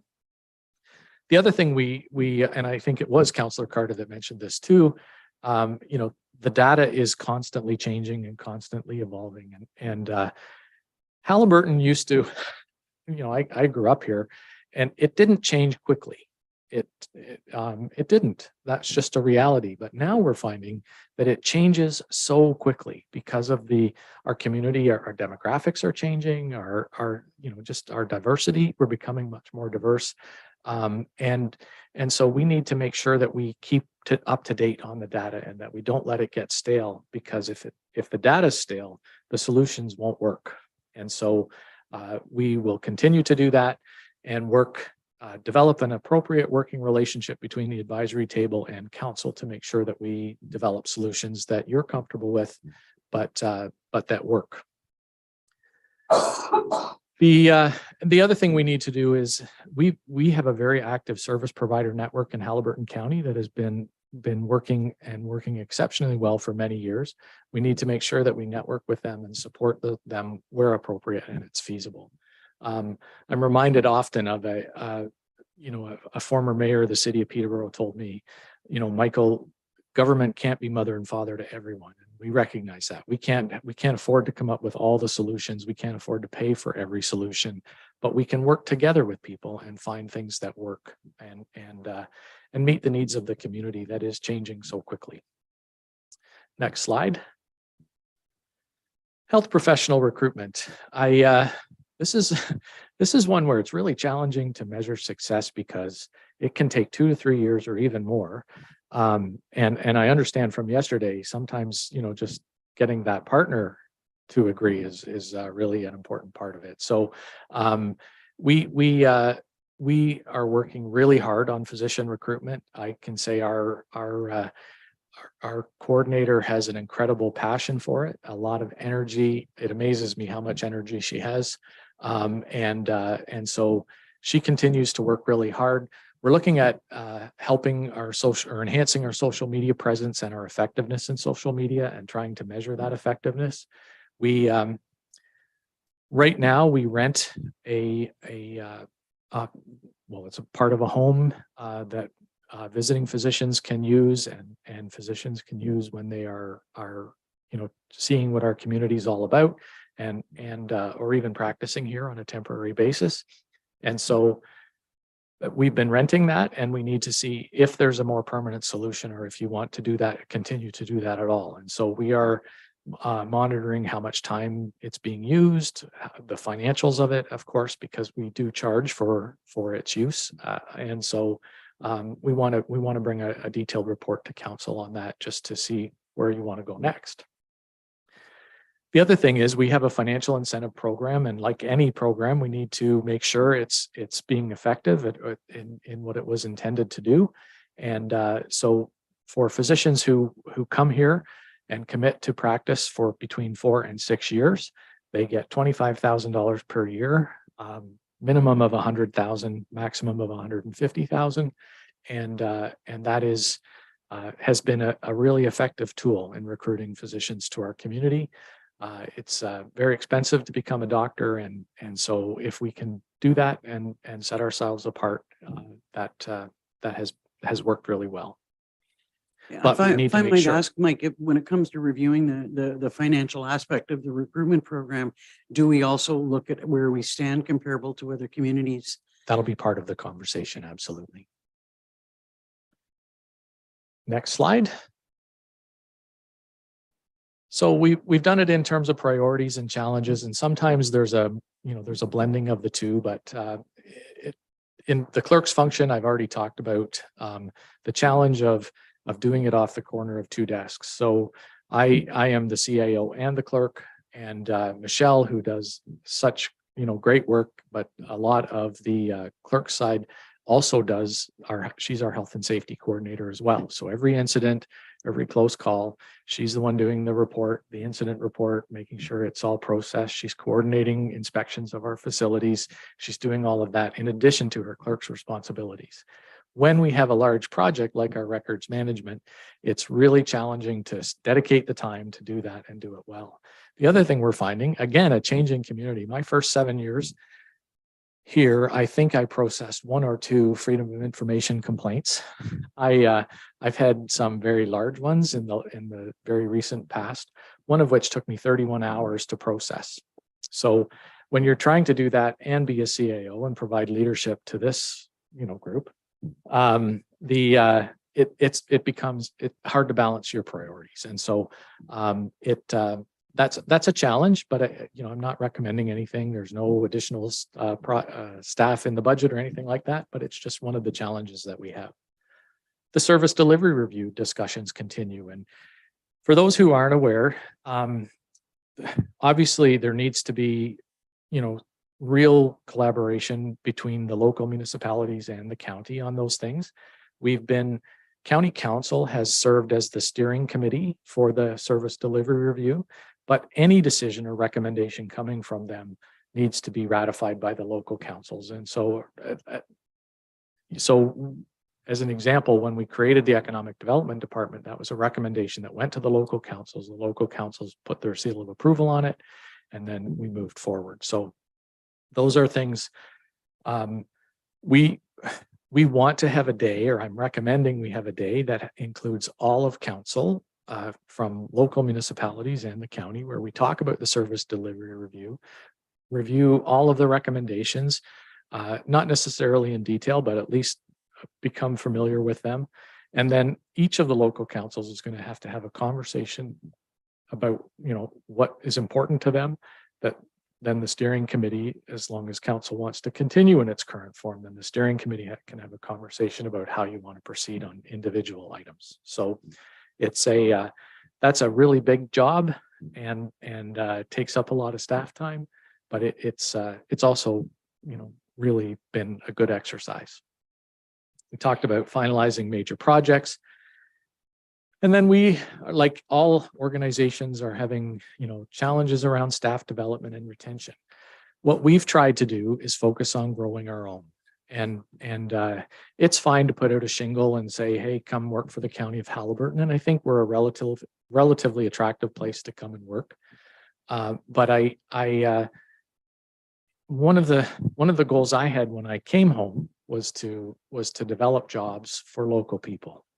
And I think some of that, we've experienced real challenges where we've offered people positions. It's pretty well known. We've talked about it a lot. We've offered them positions and they can't afford housing and they can't find housing. It's just in short supply. And so they end up not accepting our positions. If we can somehow create an environment where we maybe they come in at almost like an intern level, and we can help pay for some training, but get them to a point. But it's good jobs for local people who are committed to the area, committed to the community. And I think that's a great starting point. I talk to our staff a lot. Let's start with I love Haliburton County first. And there's not much else we can't teach for the most part. So we really do want to grow our own staff, and we think that will put us in good stead in the long term. Next slide. The other thing I hear a lot about is, how do you do performance management? And I just wanted to let council know how that works. So every employee in the county of Halliburton receives a performance appraisal each year. And that's every employee, part-time, full-time, doesn't matter where you are on the organizational chart, you get a performance appraisal each year. I review all of those in January and February. and it's actually one of the best things I do. I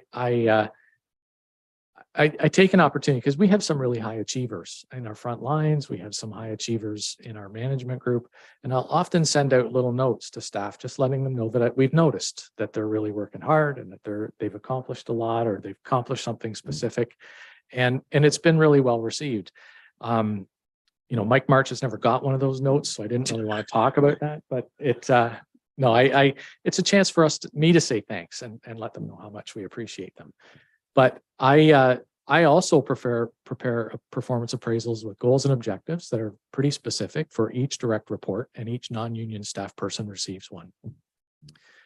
Those are all collated into a report that I bring in May of each year. And I present a summary, and I basically say, here's the goals we set for last year, and I let you know if they met them, and if they fell short, why. And then I make a recommendation with respect to grid movements. We all have a 6-step grid, and staff don't just move up the grid by just being here for a year or making it through another year. They have to have achieved those goals and objectives, or have a reasonable reason why they didn't. And so I bring that for all non-union staff, not the unionized staff, but all the non-union staff. I bring that report in May of each year, and you see that. And that's a way we can be accountable to you. You can tell me if you agree with the goals and objectives that we've set together. You can tell me if you agree that they've accomplished them, or that we have accomplished them. And I think it's been really well received. Council feels there's an ability for you to weigh in and make sure that you're okay with what we're doing and that we're on the right track. So again, I can't emphasize enough that no one moves up a step in their pay grid unless they achieve their goals. Next slide. And this is really my summary. I can't emphasize enough that our job as staff is to get council where you want to go. And so our goal is really to help you achieve yours. And so I really look forward to learning where that is, hearing your perspective on our issues, and seeing where you want us to take this organization over the next 4 years. And I can't say enough how excited I am to work with all of you. So that's mine. Like I say, I know that the next ones will be much more and won't make Councillor Shell yawn. So unless there are questions. Questions for Mike and Councillor Carter. So you've put together a whole list of projects and initiatives, and based on things that are happening, whether it be new government legislation or the service reviews or so on, each one of those is probably going to create projects. Some of the new groups, safety and well-being is probably going to create projects, climate change, and so on and so forth. So, council being, very nice people, but who generally are in the category of we want it all and we want it now. For nothing. For nothing. How do you envision us, getting all of these projects, prioritizing them, managing expectations and so on? What's your vision on that? I talked about a strategic planning process, and I really would like to see a strategic plan. I'd love to see it in the first quarter of 2023. That would help us because we really don't know where the target is until you have that process. So we will have those conversations with you. I don't want to make that more than you want, but I really want to meet your expectations with that as well. But I guess the short answer is my goal would be to have a strategic planning process in the first quarter of 2023 so that we know where you want us to go. There will always be issues. There were items, that I've talked about, big items that weren't on the original strategic plan 4 years ago when we did it. So we always need to keep that fresh. And be willing, be nimble enough to respond to those and keep working on those as well. But a strategic plan is really critical to make sure that we're doing what we need to do. for you. Councillor Royale. I don't think you could have made it a whole lot clearer than what you did in terms of the scope of what we're going to be doing and the interesting and challenging things that we're going to be going ahead. I am absolutely just pleased with the fact that we're going to put together a strategic plan, because that's going to put on paper where we want to go, how we're going to get there, and all the great, wonderful things that go along with that to making things actually happen. So my question would be related to not so much to the strategic plan itself, because we're going to go through a process for that, but also with all the items that you've mentioned, they're not all at square one, and they're not all at the end. They're probably, it's some way along the way. So now we go to the low-hanging fruit of the items that you listed, and I don't need an answer today. I'm not asking for one today. But once you've gone through all of those, which ones in your mind, in a future report perhaps, would be the easiest for us to accomplish in the shortest period of time with the best results? Did that make sense, what I just asked? Yeah, I think so. I'm going to give a non-answer. It's really not for us to say. It's really for you to say.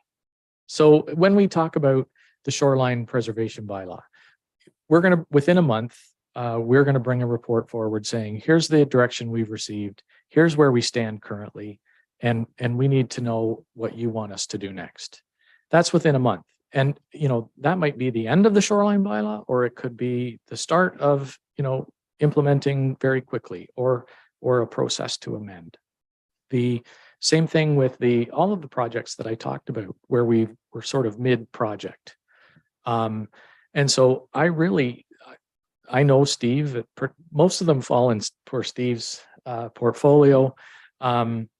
You know, he's ready to do over the next 2 months, December and January, some major reports on those big items like short-term rental, like shoreline preservation bylaw, like transit, like, you know, all of them, like all of that were on my list. So there's some budget implications to some of those. You know, if you want to talk about what I'm excited about, I can't wait to, you know, really get active with the community safety and well-being plan. I think that there's so much that we can do. Some of it that won't cost us anything. Some of the work that's going on already, it's just helping coordinate or consolidate some work. There's really exciting stuff ahead, but it really can't be our priorities. It has to be yours, and we have to respond to that. Is this a continuation or? Okay. You're awesome when it comes to doing just that. But one of the things I've also, in the 4 years that I've had the honor and privilege of working with you, is you don't pull any punches. You basically lay it on the table and you tell us exactly what we need to know. And when you say you're excited about something, and you say that it is something that we can do with very little costs, that's the part I'm talking about. Not so much the whole package, but the low-hanging fruit, things that we could accomplish. Maybe not the top item that could be dealt with, which could be shoreline preservation. It's really not important, whatever that one might be or more. But some of the stuff, the easy stuff that we can get to, that once you get the go-ahead, we're off. That's kind of sort of like what I'm looking for. It's just a short list of easily accomplishing that doesn't require all of our interference, for the lack of a better term, in enabling you to get the job done. That's all I'm asking. I'd have to put my mind to that, but certainly the thing about being a CAO, I joke, I say any idiot can do it. I prove that every day. It's not me doing it, it's them. And it's their staff. And so I'd almost, they're the ones that could say, hey, we've got this great idea that we can pursue. So I'd really need to put my mind to that to come up with a good answer for you. But make no mistake, whatever good we do is because we got an excellent team. We really do. Councillor Dayu. Thank you. I very much echo Councillor Rael's enthusiasm for a strategic plan that could come as early as next quarter. I think that's wonderful. One of the difficulties I have is wrapping my head around all of these interlocking bricks. poverty, economic development, housing, medical professional recruitment and retention, even and protecting our environment, the shoreline preservation. There are no silos here. They're all interdependent on each other. And I think a great challenge, and I look to your leadership and to Warden's leadership, is how do we create a strategic plan that recognizes these interlocking bricks instead of treating everything as a silo, so that we can go forward with some sense of cohesion of how they all fit together. And I don't have any answers there, but I'm very glad that there will be an opportunity to at least reflect upon that reality before we deep dive into the various initiatives that you have on that list. Did you have a comment, Councillor Fair? Sure. Well, first of all, Mike, that's a lot to digest. I know. And I assume we need a consultant to do a strategic plan. And I can't see you're going to get that done in a quarter with the amount of projects that you've got here to put some kind of priority on. That's why I go back to what Cease was saying. If we can, and we have to do it. This is our call. We have to prioritize them. I hope in December that we can do that. And then I think we can go forward, at least do part of the plan and get underway, because this is pretty comprehensive. It is. I know Dyser did one and it hasn't got, I'd say, half the items in it that I read that this one does. So it's going to take time, and we might as well do it right. Now, I know Halliburton County's been a dream world for consultants the last few years. And I know that I don't know if you're hiring the same one again or what you're doing, but we want somebody that is competent on strategic plans. And I guess we rely on staff to source that out.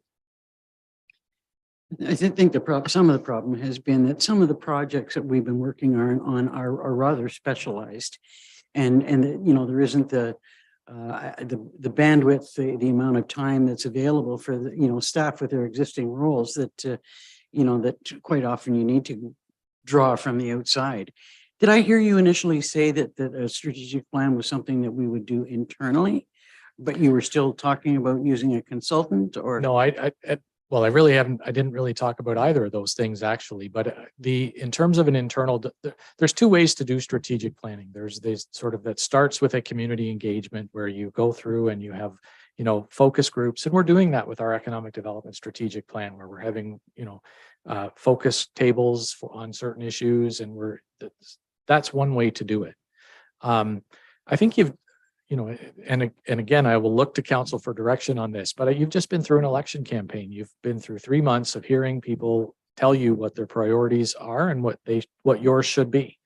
So I'm not sure we need that community engagement part. When I talk about an internal strategic plan or a corporate strategic plan, it's really just you telling, you and hopefully senior staff participating in a process to talk about what our strengths are, weaknesses, opportunities that exist, and then set some pretty specific goals for us. And so when I talk about internal, I just mean not necessarily a large community engagement part. Okay. I guess that's the I take your point absolutely about the consultants and the fact that we've used a lot in the last few years. One of the challenges we have is, I'll take the shoreline bylaw as an example. When we started that process, it was all done by staff. And then we heard all kinds of comments from the community about the staff, and it's, there's a vested interest and there's a preconceived notion, and so council said, okay, let's step back. Let's get an objective third party to have a look at it. And that was council's call. Staff could have done it, but council wanted to, reach into the community, see if there was a consensus, see what other communities were doing, look at best practices. In some ways, look at the science to see why we were looking at the 30 meters at all and that kind of thing. So, again, we're happy to do that work, but sometimes there's a value to having an objective third party do it.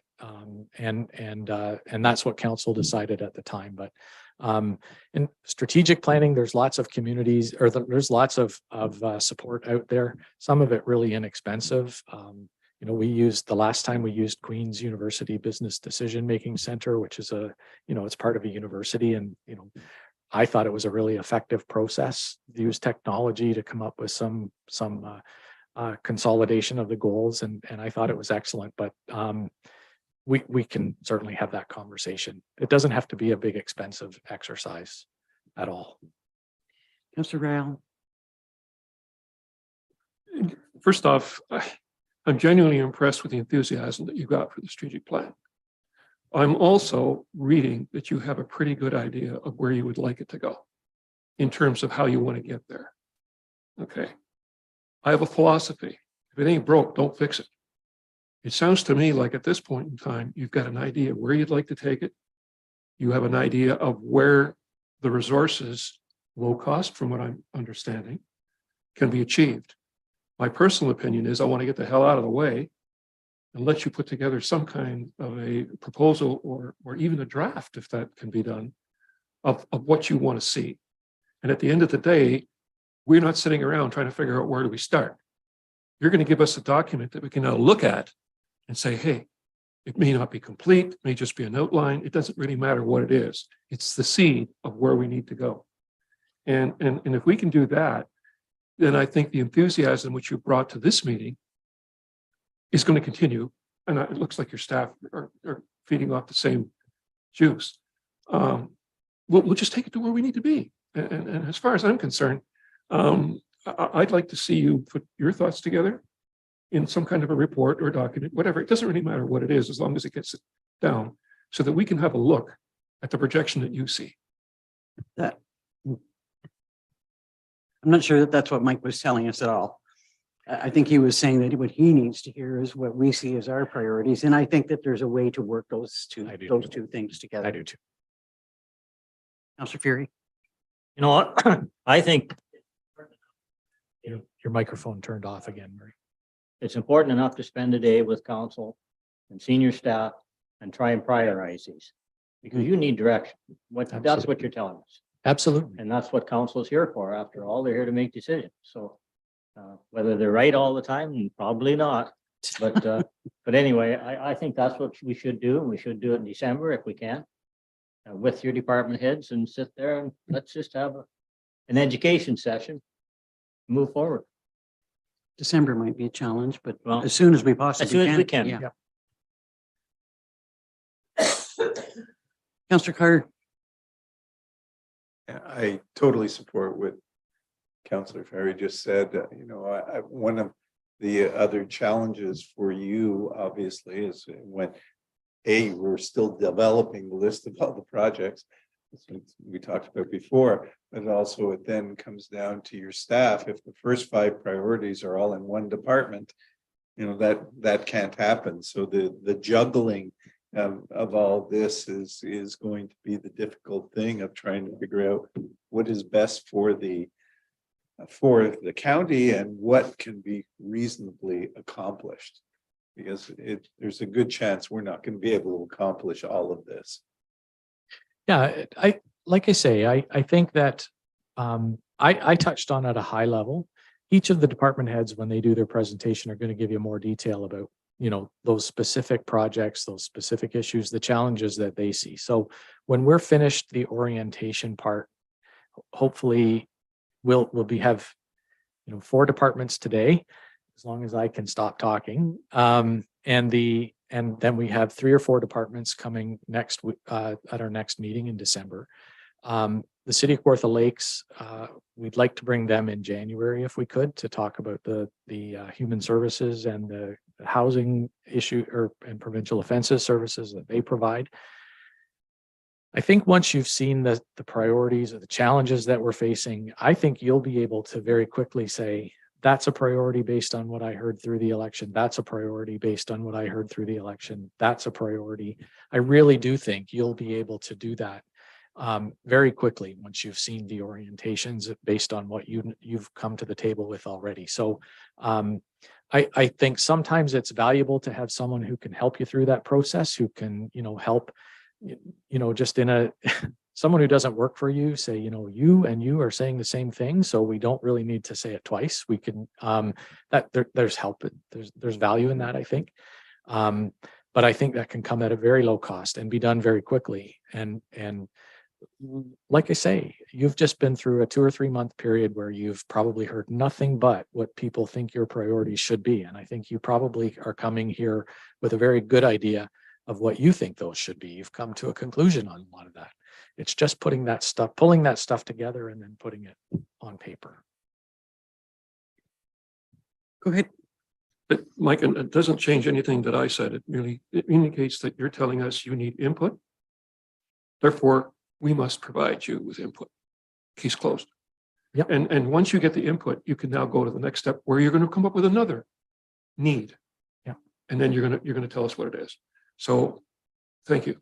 But to Councillor Dayu's point, it is like they are complex issues. Some of them, like housing is an example. There's so many layers to housing, so many, it's a real challenge. It's going to be difficult in a few months to say, have we solved all those problems, or the environment, climate change, like it's going to be difficult to come up with, but I'm often, I just say quirky things, but I talk to our staff all the time. How do we eat an elephant? One bite at a time. So let's figure out what that bite looks like. What are we going to do first on that? Thank you, Mike. Okay. Yep, much appreciated. Thank you. Just a quick friendly reminder to council. I should have said this earlier. We have a policy about use of cell phones and devices for personal use during meetings, and I just ask everybody to honor and keep that in mind. I know there are times when there are emergencies or something's happening in our lives that we need to keep in tune with, but for the most part, we try not to. I don't even know where my phone is right now. Welcome to the Director of Corporate Services. Hello again. Before I start, and while he's putting my slide up, a little bit about myself. I've had the pleasure of working for the County of Haliburton for almost 18 years now. Had a few different positions over that time. Deputy Treasurer, Human Resources Manager, and as of July of last year, Director of Corporate Services. So I am coming to you to discuss corporate services today, who we are, our responsibilities, priorities, and challenges. Next slide, please. So the corporate services is made up of the finance and human resources departments. We have 5 positions within our department. Myself, Deputy Treasurer Tanya Rosenberg, Finance Assistant Kelsey Miracle, Human Resources Manager Sarah Hume, and our most recent hire, Kate Levitt, our Procurement Coordinator. The finance team is responsible for all of the day-to-day operational finance tasks, such as payroll, accounts payable, and accounts receivable. In addition to day-to-day, the finance department provides all of the internal and external reporting, annual budget, long-term financial planning, internal and external audit, risk management, banking, investments, and policy and procedure development. With the new addition of our procurement coordinator, finance is working on the development of our procurement service, which will eventually be made available to our member municipalities. Human resources looks after all of our county's staffing, recruitment, and employee relations, our compensation and benefits, labor relations, claims management, and oversees the coordination of our health and safety activities. Next slide, please. This slide outlines the priorities that I'll be speaking to: accurate and timely reporting, cash flow management, maximizing our returns on funds held in reserve, funding application support, and asset management planning and long-term sustainability. Next slide, please. The main priority of corporate services is to provide accurate and timely internal and external reporting. In 2018, we implemented Questica, which is a web-based budgeting software. Questica is updated weekly from our financial software and allows our directors access to their budgets and year-to-date actuals as required. Directors are also able to run reports within Questica as needed, so it provides them with more up-to-date information. This has eliminated our monthly reporting to directors. Examples of our external reporting, we have our monthly financial reports that we provide to Committee of the Whole, which allow council to monitor spending in relation to the approved budget. We also provide quarterly human resources updates to Committee of the Whole to keep council informed of any grievances, labor relations discussions, job evaluations, staffing changes, and or any legal matters. I would like to note here that as council starts to see our regular reporting, if there's anything you would like to see different or more or less of, please feel free to let us know. Our annual audited financial statements are presented by our auditor annually. However, the finance department creates all of the audit lead sheets and the preliminary information for them. The annual financial information return, or the FIR, is required annually by the Ministry of Municipal Affairs and Housing and provides standardized reporting for all municipalities' financial activities from the previous year. That report is a combined effort of our auditor and the finance staff. Next slide, please. Another priority is cash flow management. Currently, we have approximately $2.1 million in the bank. The bank balance can fluctuate from approximately 1 million to 5 million throughout the year.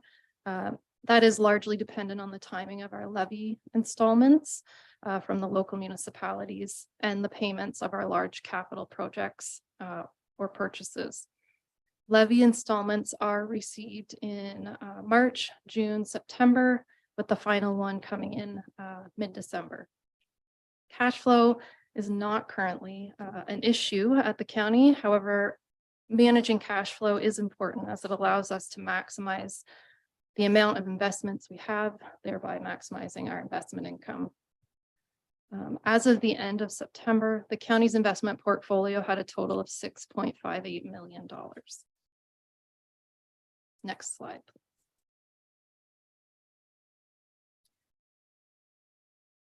Maximizing return on investment on excess funds is another priority of the county. Particularly, these are funds held in reserve for future infrastructure or unforeseen operating costs. Our investments of $6.58 million are all held with one investment.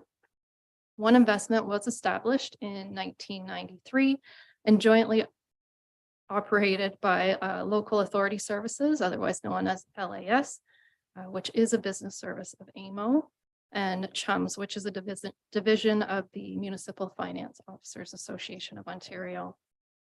One Investment is a non-for-profit organization dedicated to serving the investment needs of Ontario municipalities. As of December 2021, they manage over $2.9 billion in portfolio holdings, and currently 43% of Ontario municipalities invest with One Investment. I have provided a copy of our current investment policy in your orientation documents in iCompass. This policy is planned for review, and I will be bringing it to you in 2023. Next slide, please.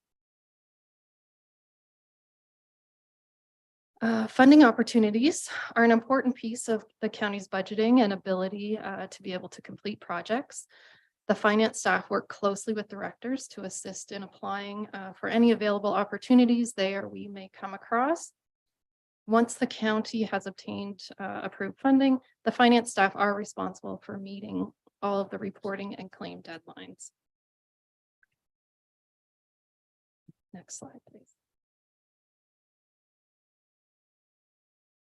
The county's current asset management plan was presented and approved by council in October of 2019.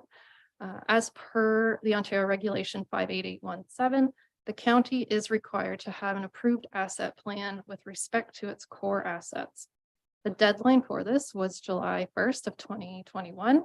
However, with the ongoing pandemic, that was extended to July 1st, 2022.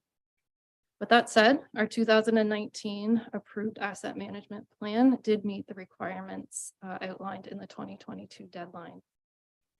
A review and update of our asset management plan is scheduled for 2023-24, as the province has provided a deadline of July 1st, 2024, to have all of the county's infrastructure assets included in the asset management plan. Asset management planning is an ongoing and long-term process that allows municipalities to make the best possible investment decisions for their infrastructure assets. It also helps reduce risk and allows municipalities to provide reliable and affordable services for residents. The current approved asset management plan can also be found in your orientation file in iCompass. Next slide, please. So this slide outlines a few of the corporate services current challenges, maintaining appropriate level of reserves and reducing the asset consumption ratio to an appropriate level. Both of those items have been identified as moderate risk in the past for the county on their annual financial indicator review. We also have been in the process of implementing new financial software, and with every finance department's challenge of maintaining minimal tax rate increases, which we are finding even more challenging with the recent inflation rates. Next slide, please.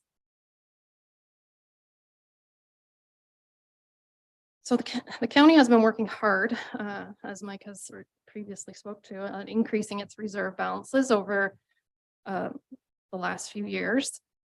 According to the Ministry of Municipal Affairs and Housing, a minimum level of reserves is 20% of your operating expenses, which based on our 2022 budget would equal $4.3 million. Currently, the county's total reserves are about 38% of operating expenses. This means that we have enough money in our investments to fund approximately 5 months of operations. Reserves are important as they play an integral part of our financial planning process, helping us to ensure the future needs of the county are met without undue hardship to our ratepayers. They also help us in achieving tax stability and sustainability. Next slide, please. This chart shows the county's reserve balances since 2016. The orange line represents MMAH's minimum recommendation of 20% of operating expenses. At the end of 2022, our reserve balance is expected to be approximately $8.4 million. However, it is important to note that the 2022 expected balance includes almost $2 million of transfer from reserves recommended in the 2023 budget.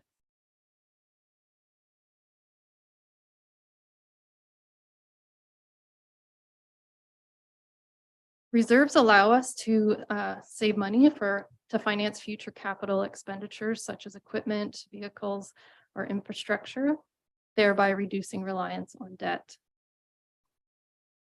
Reserves allow us to mitigate uncertain economic times, reducing the need to cut services and reducing potential tax increases. They also allow us to smooth the peaks and valleys and remain stable. It's recommended that reserves not be treated as contingent funds unless that is their specific purpose. Next slide, please. The next challenge, reducing asset consumption ratio to an appropriate level. This ratio indicates how much of our assets' life expectancy has been consumed. We've not yet received our 2021 financial indicator review from MMAH, and therefore our 2021 number has not been verified. But based on our year-end numbers, our ratio is expected to be 65.9% for 2021. To receive a low risk rating from MMAH on this financial indicator, we must have less than a 50% ratio. That means that approximately $40 million needs to be invested in capital to reach a goal of less than 50%. This reflects the county's current infrastructure gap. I think it is important to note that this is just one measurement tool. It does not include the condition of our assets, Our Director of Public Works will be speaking more to other measurement tools that we use to assess our assets. The average spend on capital over the last 4 years has been $8.3 million. We Next are slide. hoping that that increases to 40 million next year. In 1 year, we're hoping. No, This graph provides a visual for you as the orange or unamortized should be larger than the blue, the amortized cost. As you can see from this graph, most of our investment in assets is in roads, and significant investment is required to reduce the trend. Next slide, please. This chart shows that trend for just roads.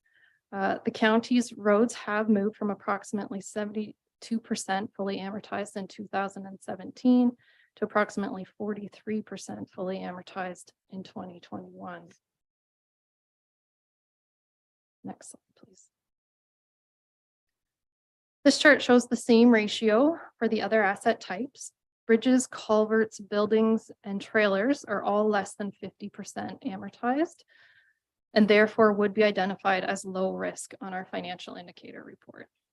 Where further work needs to be done is with our roads, equipment, and licensed and unlicensed vehicles to decrease their total amortized cost to less than 50%. We have seen improvements from 2017 in licensed vehicles, bridges, and culverts. Next slide, please. This chart shows the county's capital asset purchases since 2017. As you can see, in any given year, capital purchases fluctuated from 2.7 million to just over 10 million, with the peaks being in both 2020 and 2022, when debentures were issued for roads and structure projects. As we work towards sustainability, we will reduce or limit the peaks and valleys. Next slide.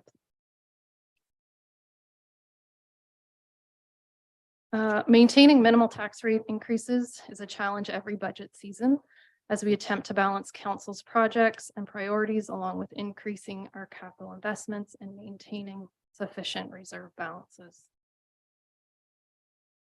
Next slide, please. So our tax rates and how do we compare?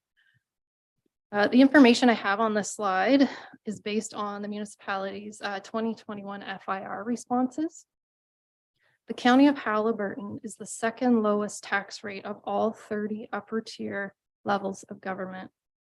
With that statement, I think it's important to recognize that service delivery does not look the same with a number of our comparing municipalities. And because of that, I think it's important to know where our local municipalities stand with their combined tax rates, which would include local, county, and education rates. So out of 336 lower and single tier municipalities that had their information on the FIR website, Dysart is the 13th lowest, Algonquin Highlands 19th, Minden Hills 28th, and Highlands East the 58th lowest combined tax rate. Next slide.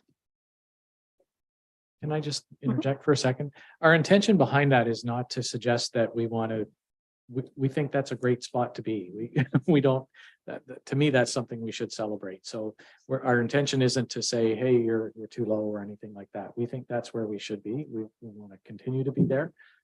It's just becoming more challenging to stay there. That's all. Yeah, I think it's important to know where we are. Yes, sorry. In 2020, County Council approved the purchase of new financial software, Great Plains. The implementation of the new software was originally scheduled to go live on January 1st, 2021. At that time, the finance team was unfortunately short-staffed along with processing year-end and audit. And due to those challenges, they focused just on the core modules of GL, payroll, and accounts payable. So as 2021 continued to be a time of transition for corporate services with changing staff, the final implementations of GP took place late 2021 and continued into 2022. We are pleased to now be fully implemented with GP and are now starting to roll out the additions to GP of HRIS MyWay and Paramount, which will help with the efficiency and accuracy of our processing. HRIS MyWay is helping us eliminate paper timesheets and manual input. It allows staff to input their payroll submissions from anywhere there's an internet connection. Paramount is an addition to our accounts payable system and is helping us remove a number of manual processes within our AP processing and allows for easier reporting. Paramount will eventually have a purchase order component as we roll out our new procurement services. We did only go live with this just within the last few weeks, so we are still working out some kinks with Paramount. So in conclusion, staff are proposing to present the first draft of the 2023 budget at your regularly scheduled January Committee of the Whole meeting.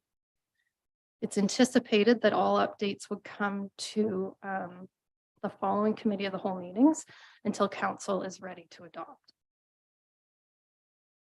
Council's payroll is processed monthly and is deposited the last day of every month. Tanya Rosenberg will be contacting you if she hasn't already to provide you the forms and timelines for that.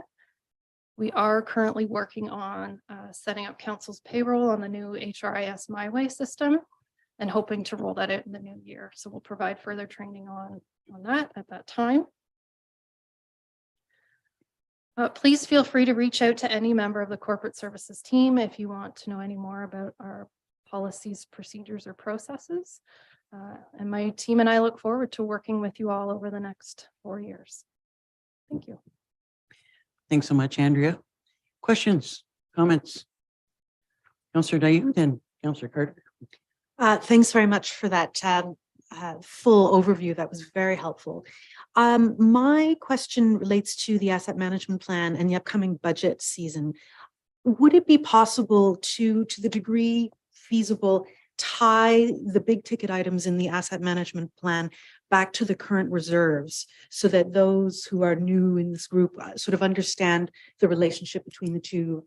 And because I'm sure there are some reserves that look like they're quite generously funded, and there are some really big ticket items in there that are just perhaps outside of the scale of the coming couple of years to be aware of.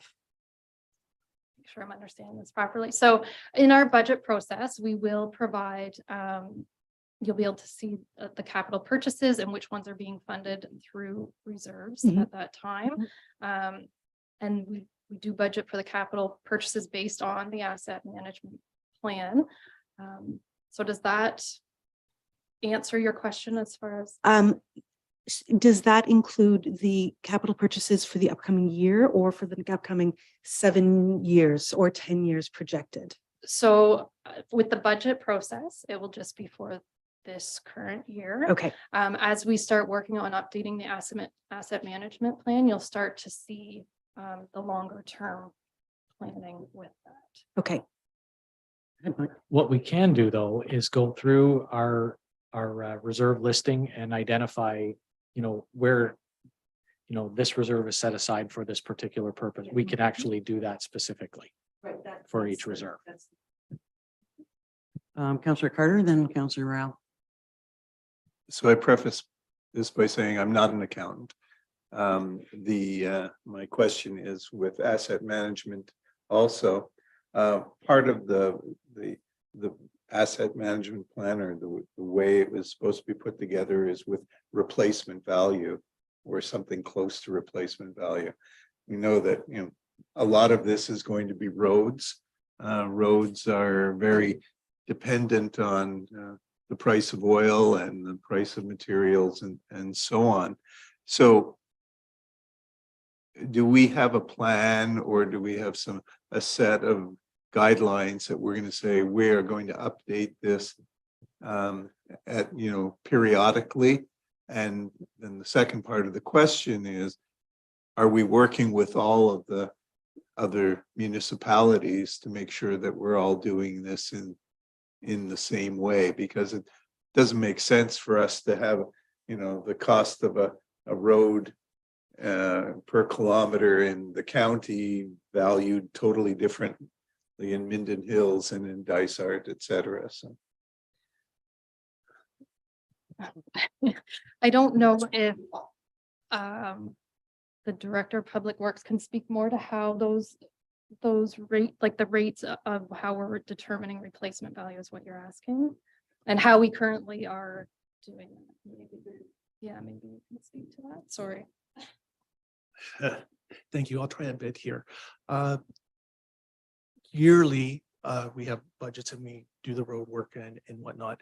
So this past year, we actually collected data on our road conditions, and we collected data on our structures and I'll be speaking more to this.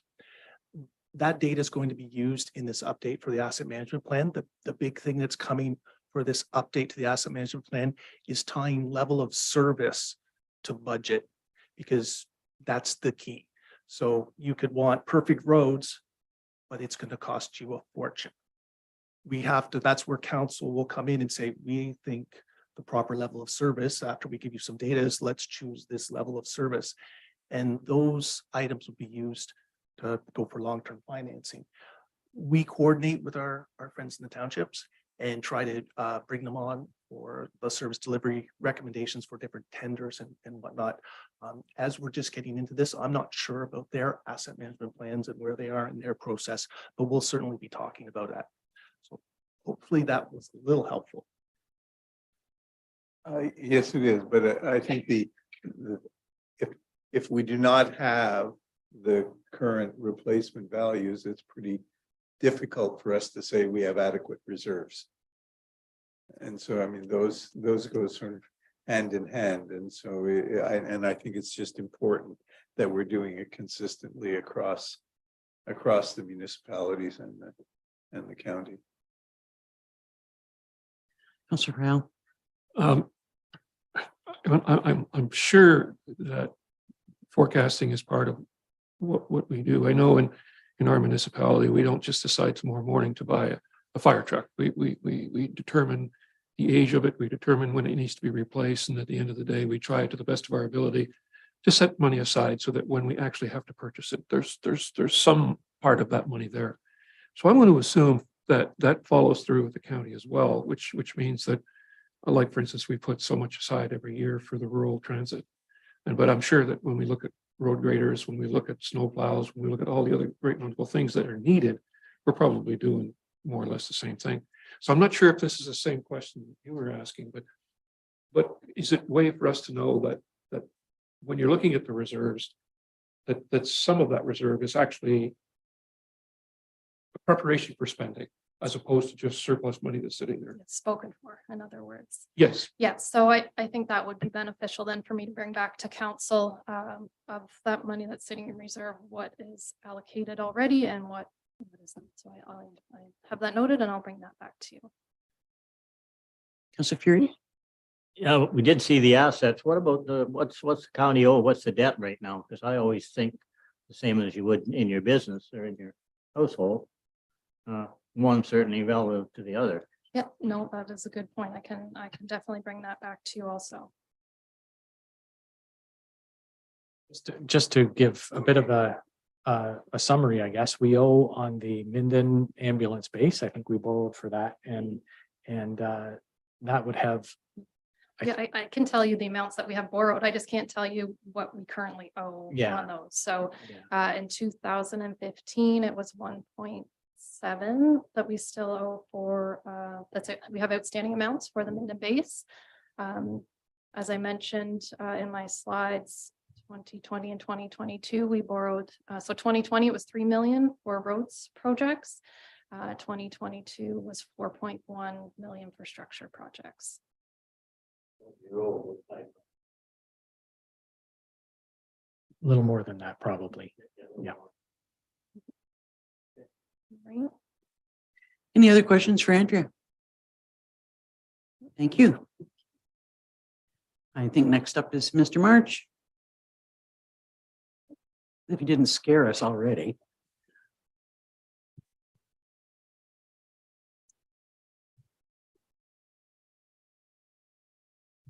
Okay. Good afternoon, Warren Danielson, members of council. Today, I'd like to give you an overview of the IT department, who we are, what we do, what our priorities are, and some of our upcoming challenges.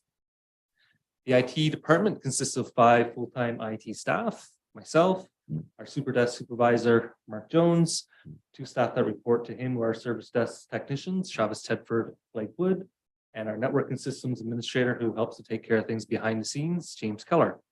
In 2022, the county's GIS technologists moved from the planning department over to IT. That's Joanne O'Keefe, bringing the department complement up to 6. Next slide, please. As I'm sure everyone knows, the county provides IT as a shared service to the 4 municipalities and has been, in my opinion, successfully doing so since 2006. We provide IT services to the county library system as well, including the public access computers, and we have about 24 free publicly available wireless access networks that we also maintain.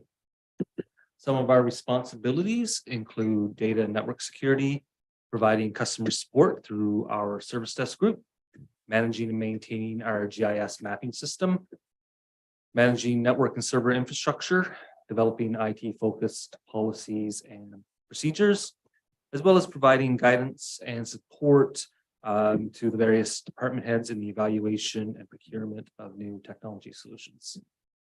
Next slide, please. So over the next few slides, we'll touch on some of the department's priorities. One of the biggest priorities is delivering quality service to our customers, which are county and municipal staff. And currently there's about 350 full-time and part-time staff that we support. In 2022, we restructured the IT team to create a service desk support group and added a new staff position to take care of the frontline day-to-day stuff. Basically, also it was done to ensure there was appropriate resources to handle staff requests, staff tickets. It was in order to be able to produce documentation and deliver training, as well as assist with the streaming of council and committee meetings. Staff can submit tickets for a wide variety of issues via email, phone, or drop-in using our special service desk portal. Next slide, please. Managing the growing infrastructure of the county and the municipalities is another key priority for the IT team. Although it says about 900 on there, a closer count would be about 950. 950 devices that we currently maintain and support across 40 different locations. This includes servers, computers, IP phones, smartphones, network devices, video surveillance devices, security systems, and more. Through the budget process, we provide IT capital asset planning for the 5 partners, ensuring hardware and software is upgraded as required. Critical services are monitored through a software platform where outages are automatically reported to IT when they occur. I like to say sometimes we're aware of problems before staff are, and so we're able to action those quickly. We also maintain and support a large wide area network, connecting the majority of those 40 municipal locations back to a core data center here at the county. We provide support for cloud-based systems and the municipal voice over IP and analog phone networks.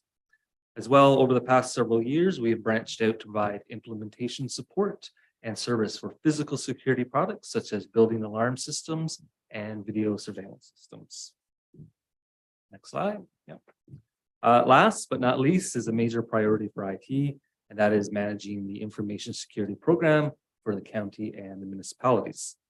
Some of these activities include managing vulnerability remediation and scheduling software patching activities, implementing data access controls such as multi-factor authentication, developing security policy guidelines and processes for the 5 organizations, managing and testing the backup and recovery plan and the cyber incident response plan. And we also maintain a security awareness training plan for staff that includes periodic testing. Next slide. So in the next several slides, I'll just touch on some of the challenges that IT will be facing in the coming months and years. So year over year, and especially through the pandemic, we've seen an increased adoption of technology and systems. When I presented the IT orientation to the previous council back in 2018, we supported approximately 600 devices. Now that number is closer to 950. And this number doesn't represent the rapid pace of software adoption and the multiple new software packages deployed in the last several years. As infrastructure grows, it tends to become more complex. More complexity leads to greater chances for error.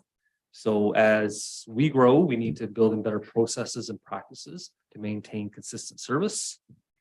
The cloud computing is becoming more ubiquitous, and increasingly cloud-based solutions are being adopted by the county and the municipalities. While we may no longer be responsible for ensuring data security for these systems, we are still accountable for data security. While cloud system providers may tout a solution that doesn't need IT involvement, proper vetting and assessing of risk is still required with these solutions.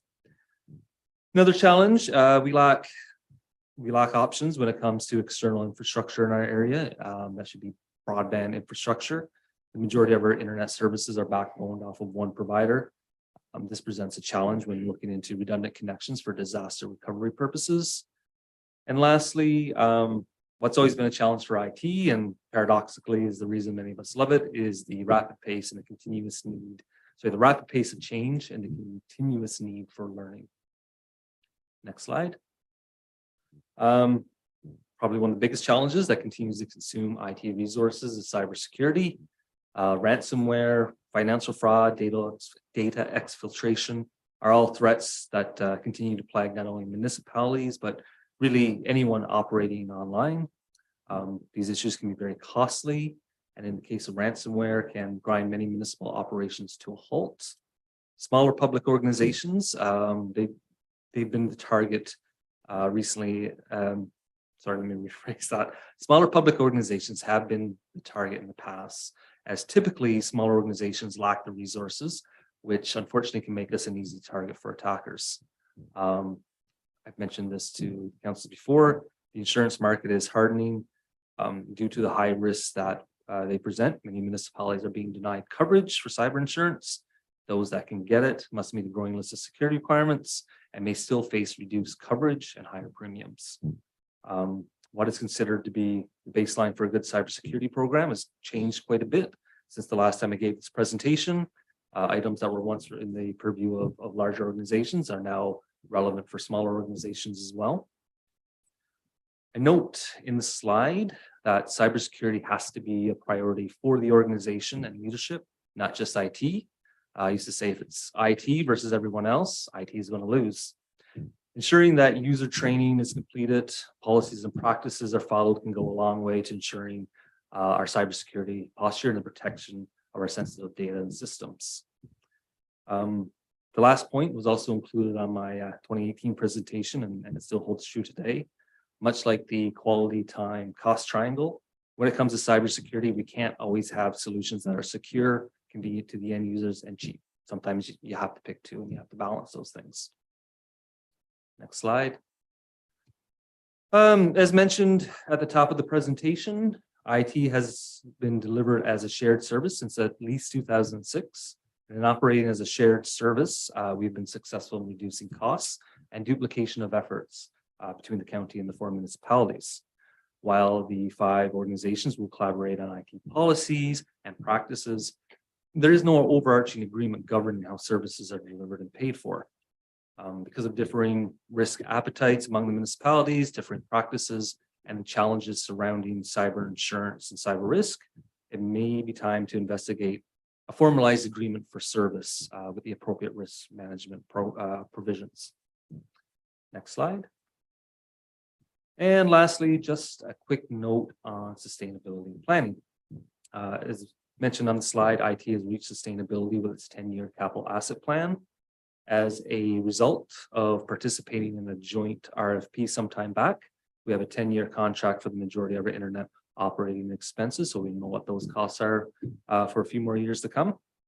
From a long-term planning aspect, this past January, we underwent a cybersecurity assessment, and an implementation work plan has been developed around the resulting recommendations.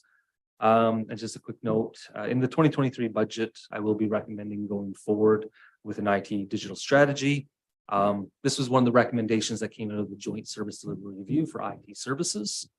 The goal of a digital strategy would be to receive a comprehensive 5-year roadmap for the future direction of IT services based on feedback from staff, council, as well as comparators from other municipal IT services that provide a shared service to their member municipalities. And yeah, I think that is it. It was a quick one. If anybody has any questions, I'm more than happy to answer. My only question would be that if you're given the speed with which things are changing, and the amount of knowledge and risk is changing, is a 5-year strategy going to be accurate at, by year 4 or 5? It's hard. It is a challenge I'm sure it's a challenge in other industries, but it's challenging in IT.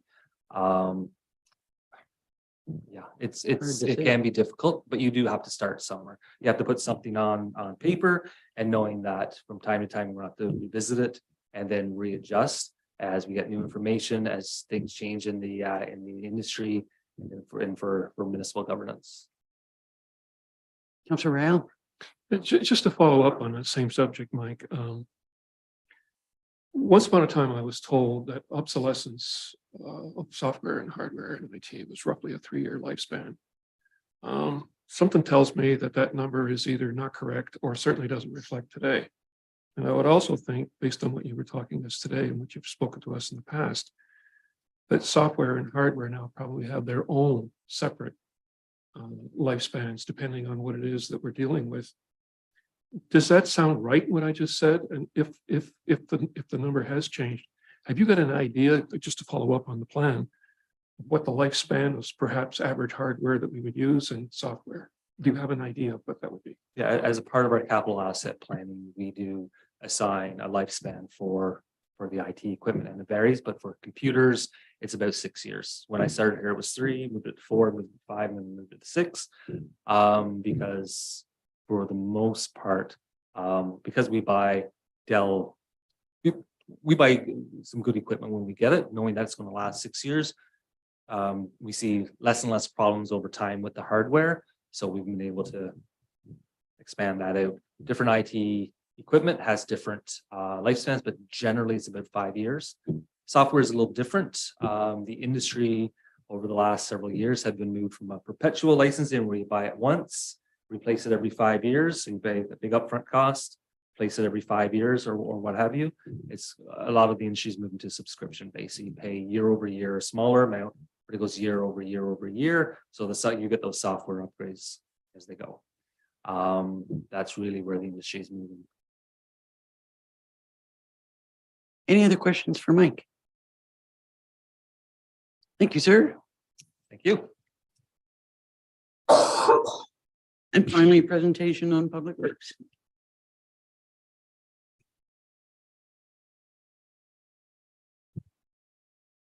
Hello again. We'll try and keep this quick. It's getting a little late in the afternoon, but again, I'm the Director of Public Works, Robert Sutton, new to the county from a year and a half ago or 20 months, as we count our months for the newer directors, I guess, out here. So I'm going to provide an overview of Public Works, and I would like to start by thanking our staff that put together pictures and helped with the slides, et cetera, because without the staff, we'd be nowhere. So on this first slide here, these are kind of the areas that we concentrate in Public Works. At the top is staff, because again, staff is the key to everything here. Now, with all the things we do, from roads to fleet, facilities, engineering, and operations, we kind of concentrate on 3 kind of priorities: is safety of the public, our staff, and the environment, and quality and sustainability. So those things are always into our decisions on what we try to do every day. Next slide, please. And as we had a bit of a discussion earlier, asset management, sustainability, resiliency is key. And that's going to be a big challenge to staff and council over the coming months and years as we get our asset management plan done for 2024, July 1st. As Andrea noted, we have a approved asset management plan. That one had items in it, but it didn't really tie things to a level of service, and that's the key, as well as we'll also be adding our facilities into it and some other items. The previous one was just core assets. This is all our assets. And again, the key on this is, are we happy with our level of service? Does it need to be changed? Most importantly, can we afford it? Next slide, please. This might be a little hard to see. This is our org chart for our Public Works Department. We have about 25 full-time employees and up to 11 temporary employees, depending on the season. I've got excellent management team. I've got Sylvain Clouchet, who's a number of years of experience. We recently promoted him to Deputy Director of Public Works, as well as Greg Robinson as Operations Manager. So what Mike was saying, growing from within. And we have a number of very qualified, dedicated staff, a lot of experienced staff with a number of years of county experience, and also some really new, fresh and dedicated staff too. So we've got a very good balance. Next slide, please. So now some of the priorities and challenges with staff, as well as opportunities. We've got staff development and succession planning. Again, trying to grow within and recruit people for the positions that we're looking at. As time goes by, technology regulations are creating a lot of specialists in different jobs. And sometimes that's why we require consultants. Other times that's why we train staff so they can operate certain equipment or certain programs. So it's quite a challenge. And just our regular training, we have health and safety training and other legislative training. So it's quite an onerous process. And as Mike mentioned, Michelle does a lot of training on the health and safety side, and we have staff that develop plans for our people as well. Some of the training for 2023 that's upcoming, we've got snowplow training, working from heights, chainsaw, first aid, fuel handling, a whole number of items. Next slide, please. Now, as Andrea mentioned, roads, one of our biggest assets. As noted in the 2019 asset management plan, it's again in that directory that you can access. We've got around 400 kilometers of mainly rural highway. About 45% of that would be called HCV or hot mix roads. And about 55% is low class or surface treated roads. Again, it's one of the county's largest assets at a net book value of about 24 million with an original cost of about 88 million. The pictures that we see here are recent work from last year. The top right corner is South Lake Road coming towards coming towards Highway 35. Bottom right is Gillert Road, County Road 1. And the one on the left would be County Road 11 or Cushog Lake Road. That's a double surface treated road. Next slide, please. So here's a map of the county, and here we show the roads in red are the hot mix roads, and the roads in blue would be the surface treated roads. We've also provided a list on the side. As everyone knows in the county, there's a county road number, but also more locally known as with the name. And Mr. Rutter's much more comfortable with the names, and I'm a little more comfortable with the numbers. Now, we can also note that we do monitor the traffic, and we do look at changing surface treated roads to hot mix roads as volumes and whatnot increase. And that tends to be around a 1,000 vehicle per day limit. We count traffic spring, summer, and fall, or sometimes we call it winter. And we'll be looking at that next year to see if any of those roads are changing. Next slide, please.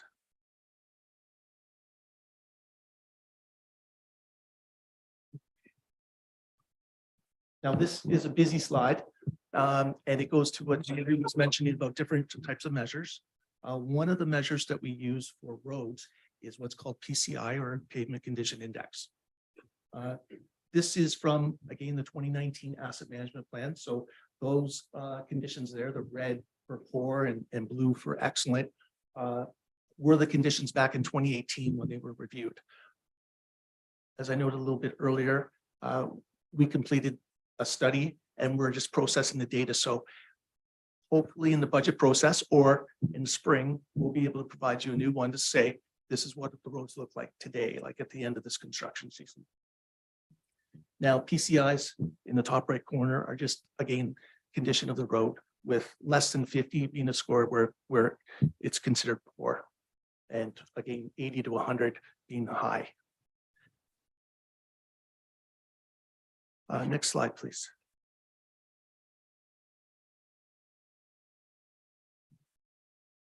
So for priorities and challenges for roads, again, the previous council decided or wanted to hit a target of an overall network performance. This is another measurement that's related to PCI, but it's not exactly the same. And when we get into a report in the spring, we'll be able to define that a little bit better, and so the council can understand what their choices will be and where we're heading. At that asset management plan, it was decided or recommended by council that looking forward, they'd like to have a $2.85 million sustainable budget. And that was hopefully going to hit that target. Now in 2020, there was more discussions with council, and during the budget deliberations, there was an approved loan. So a one-time increase to the roads budget of $3 million. That's the loan that we were talking about. And okay, so that was green. And then during 2023, we still are dealing with some of that volatility with our budget, with the prices of oil and gas and labor and equipment. Next slide, please. Now this slide, rather busy, but this was the slide that was presented to council back in 2020 when they decided to go for the $3 million loan. The black line is the network performance, and that's kind of how good the roads would be. So you see in 2020 on the left that it was around just under 70, so 69, with a goal going over to the right as the line increases by spending and investing dollars, trying to get up to 78. The blue bars are expenses to date. Those are kind of actuals. That's just counting the road work that actually, work on the ground. Doesn't include taxes or amortization or anything. That's just how much we invested in fixing roads. The green bars are what are or were proposed in the 10-year plan that was presented in 2020. I've also put a 9-year average bar just for council's information. That's the one that's just above 3 million. And the gold bar is, or gold line, is what was considered at the time a sustainable amount. However, as everyone knows, these numbers were presented prior to the war in Ukraine and and COVID and a whole lot of other factors. So this is just a guide to show you where we are, where we're going, and we'll be presenting stuff to council to get your take on what network level you'd like to see and where we're going to go with our roads as well as our other infrastructure. Next slide, please. Now, similar to roads, we've got our structures. Top right corner, Councillor Ferry asked about the Drag River Bridge. That's a picture of the finished structure. It's maybe a little hard to see in this picture, but if you drive over it, it is not up to our standards. So again, it will be getting fixed in the spring. The lower left is a picture inside of our lower Cup Lake culvert on Loop Road. That's where it was half done. We've got on the left, the footings have been repaired, and on the right, they're getting ready to be repaired. The bottom right picture, we have our Drag River Bridge. That bridge is now completed. That was when it was about halfway done. Now with our assets, we have about 17 bridges and 23 large culverts in the county. Large culverts are the ones that are above 3 meters in span, and those ones require biannual inspection along with all our bridges.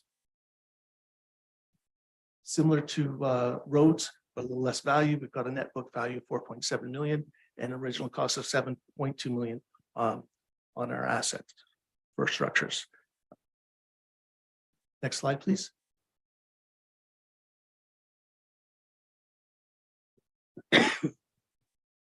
Here we have a map of the county, and we've got our bridge shown in red dots, as well as our culvert, sorry, in blue dots. We also have a list of the structure name, if it has one. The bridge is on the left table and the culverts on the right. As with all the presentations, you'll be having these and be able to see them a little better if you wanted to print them out at a later date. Next page, please. Now, similar to roads, there's also condition rating for bridges. There's BCI, Bridge Condition Index. There's also BSI, which is a Bridge Sufficiency Index, and a number of other ones. Here, just for consistency, we've shown BCI, and we were able to update. This is from the draft structure report that's coming in. So we've actually put our condition of 2022 bridges, and that's in the third column down below, as well as the green on the map. It's a little hard to see with the different greens, but as we can see from 2018 to 2020 to 2022, the condition of our structures have been improving with investments. Next slide, please. And similarly with our culverts, we have same thing as our structures.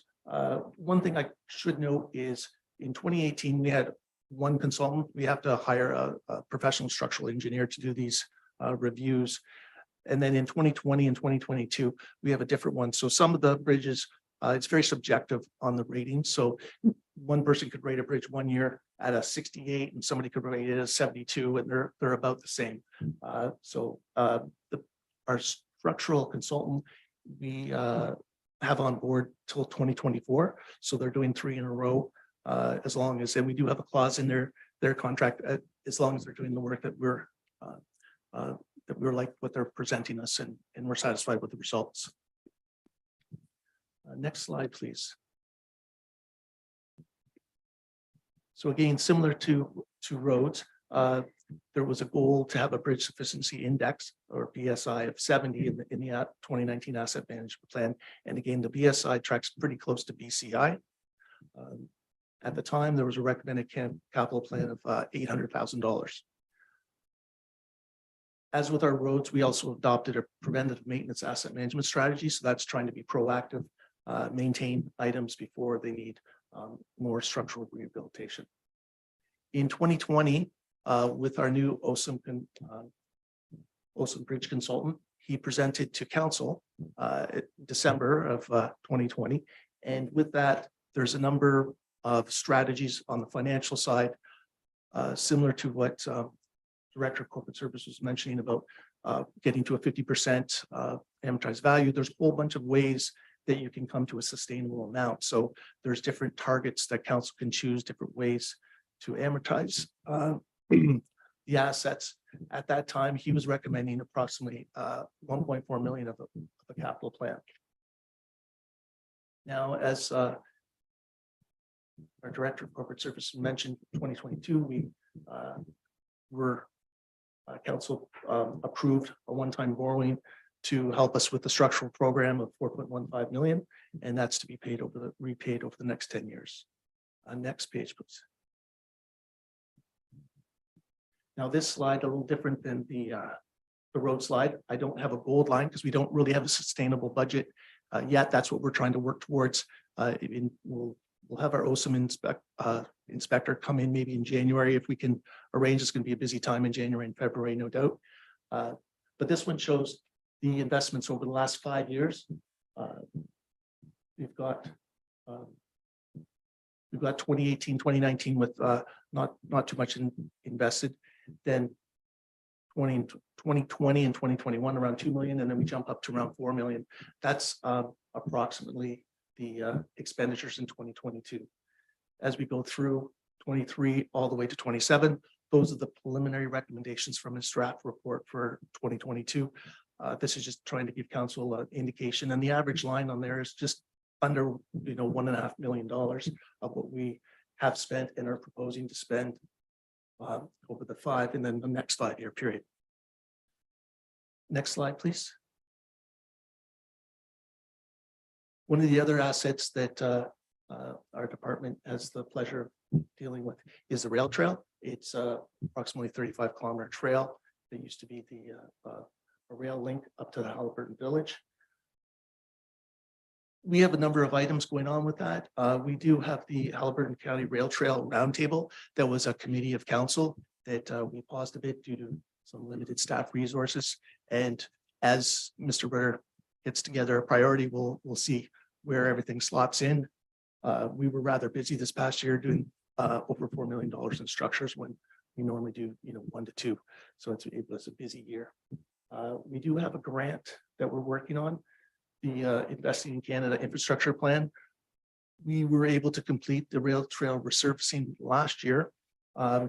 Similar to what Mr. Rutter mentioned, this year we were advised by the government that we needed to do additional Indigenous consulting.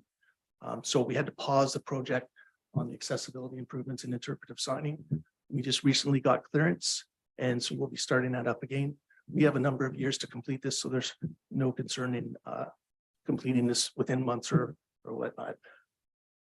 We did have some ongoing trail concerns with the type of material that was used. We've installed a couple trial sections that we'll be monitoring and see how they progress. And with that, we're trying to develop a sustainable maintenance budget. Knowing that this has been a tough year on budgets, we actually deferred. We did have a budget set aside to do about $40,000 worth of trail resurfacing, but because of the concerns and because of gas prices and whatnot, we've held back on that contract. Next slide, please. Now we're on to our fleet and equipment. We have a number of vehicles, both licensed and unlicensed. Some of the heavy vehicle that we use, we have 8 plow trucks, 3 loaders, 3 backhoes, a grader and a grade all. Some of them are in these pictures. The picture on the top right is from the Show and Shine where we won an award. That's one of our staff members that was there. And the bottom left that's also at Show and Shine where we were able to show up some of the vehicles. We've got our plug-in hybrid. That's the white vehicle in the lower left, but the right vehicle there. We also have a mechanic in the stock keeper who's apprenticing. And so we service our own vehicles in our garage at Inglesby. Now, the net book value here does not include the land ambulance fleet. So we had a book value in 2019 of about $1.5 million with original cost of $4 million. Next slide, please.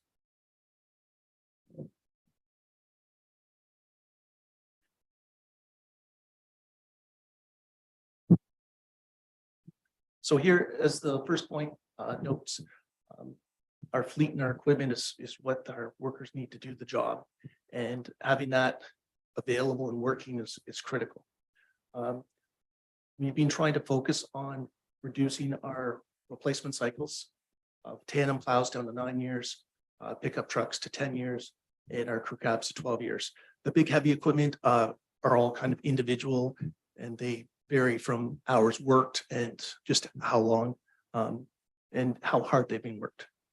So this is our 10-year plan that's hasn't been optimized. What we've done is this one shows where each vehicle lands in the in that scenario of replacing it in a certain cycle. But what we will be doing is coordinating with the townships to see if there's any advantages to working together and maybe combining an order of multiple pickup trucks, et cetera. So there's some flexibility here as well as council direction as we go forward. Next slide, please.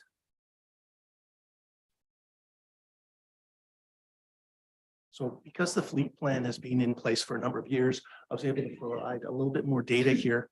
And this might help a couple of the councilors' questions that we could explain regarding reserves. So what I've shown here is the gold line is our sustainability amount that was kind of agreed to by council at about $618,000.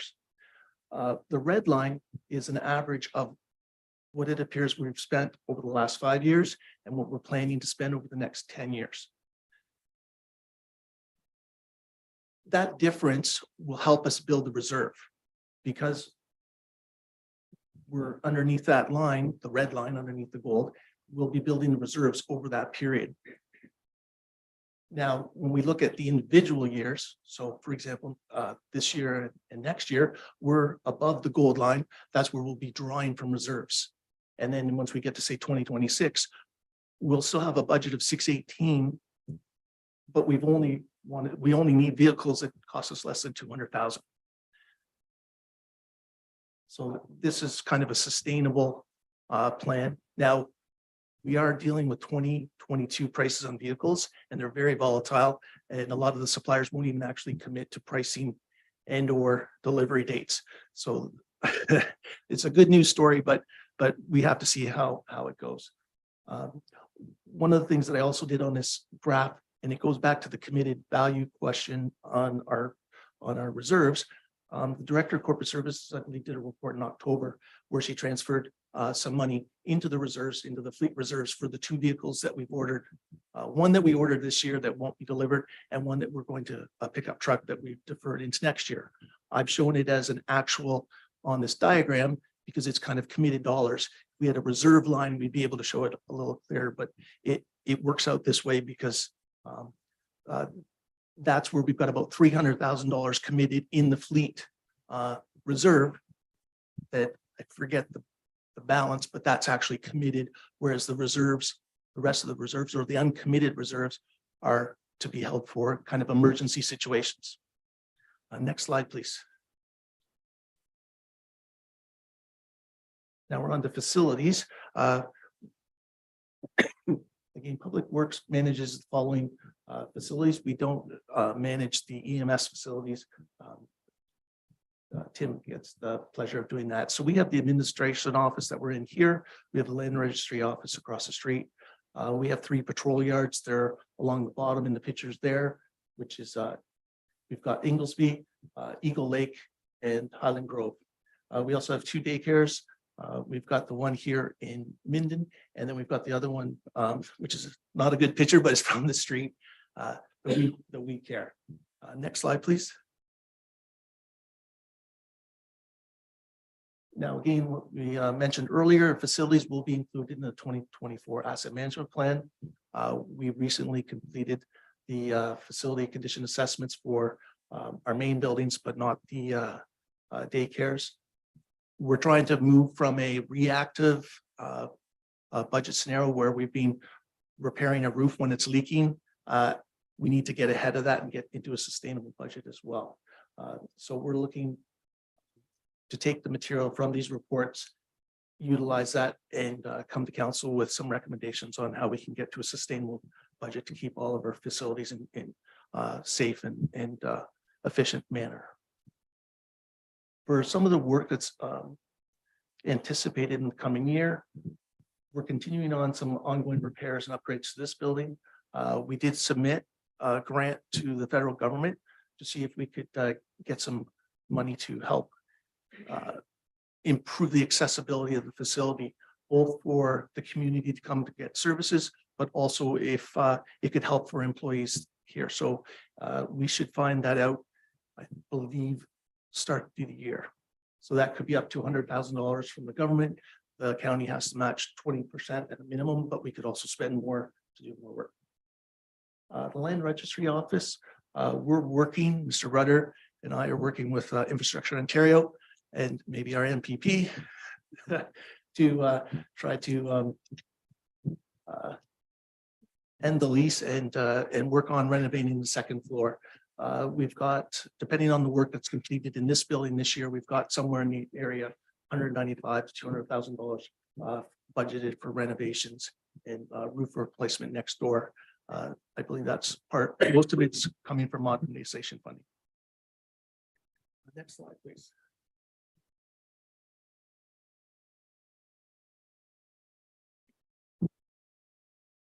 Now onto our patrol yards. All of our buildings require some maintenance and upgrades. The picture on the right is of our Inglesby Yard.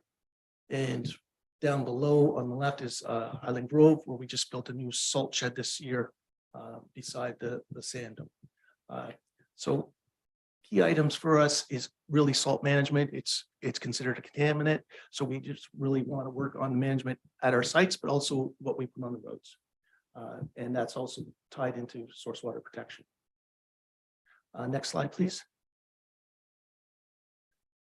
Now, one of the key areas we have is our engineering. That's what Sil Kluche is in charge of. Now, that's where we're doing either all the in-house work or we're managing the consultants that we need to hire that do some of the specialty work for us. Some of the key areas there, again, is asset management and planning. We've got right-of-way control, as well as infrastructure improvements, and we also promote active transportation. Next slide, please. Now, again, some of the priorities and challenges that we're dealing with is service delivery review. We talked about earlier about the transportation master plan or road rationalization study. Again, we're coordinating with municipalities regarding tenders, permits, responsibilities.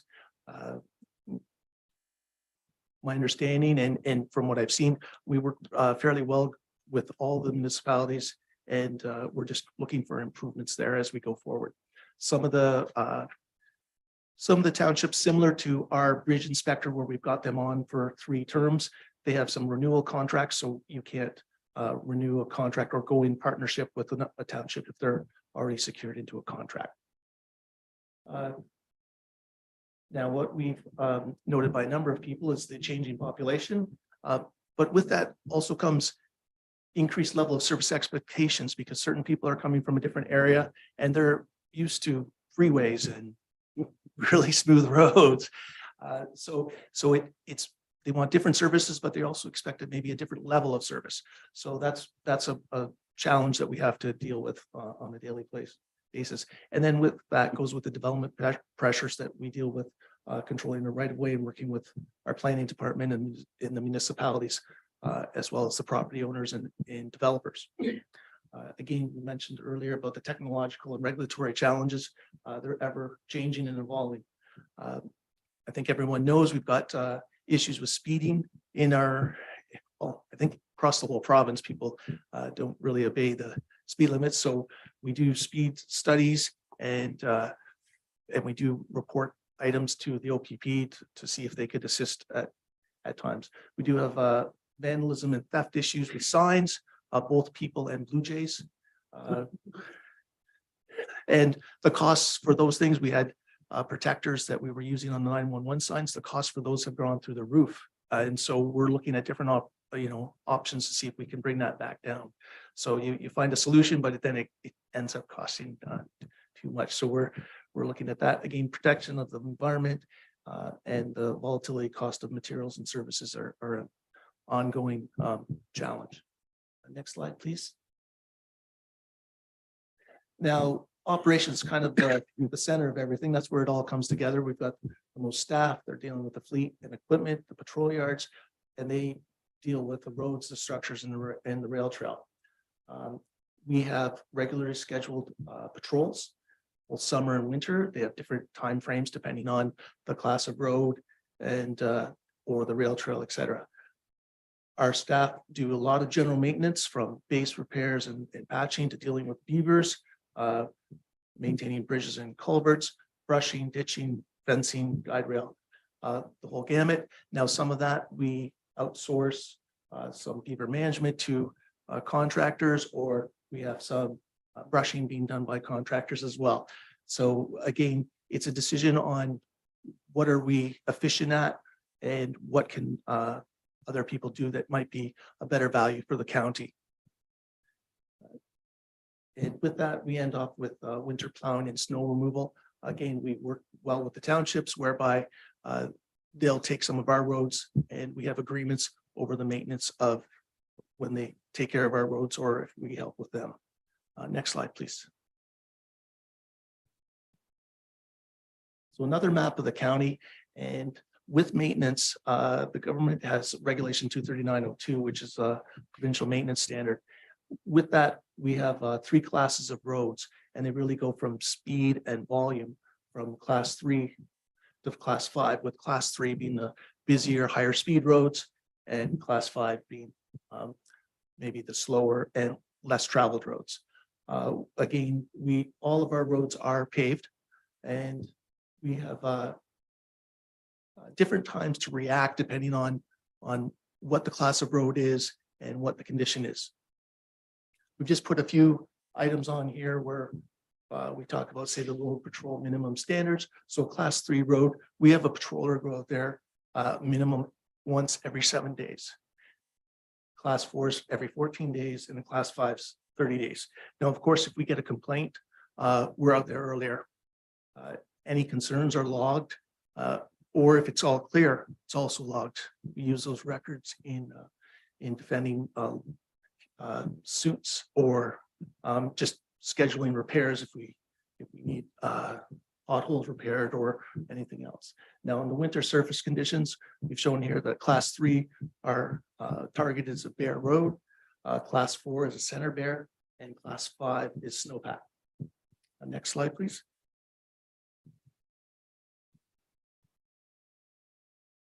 Now, this slide we provided just to give you an indication that these are the routes that our snow plow operators operate through the year. The blue at the bottom is what the township or the county takes on, or sorry, the townships or the county of Peterborough take on for us, and we reimburse them. The shifts that you can see on the right, during the winter, we've got coverage kind of from 4 a.m. to 9 p.m. with 2 shifts. And if the conditions call for it, they will come in early or stay late within legislated maximums of working hours. Our patrollers, we have 4 patrollers, and so we have coverage 7 days a week. So we have people out on the roads and in our patrol yards all the time. Now, again, these shifts may be extended due to weather and or operational considerations. Next slide, please.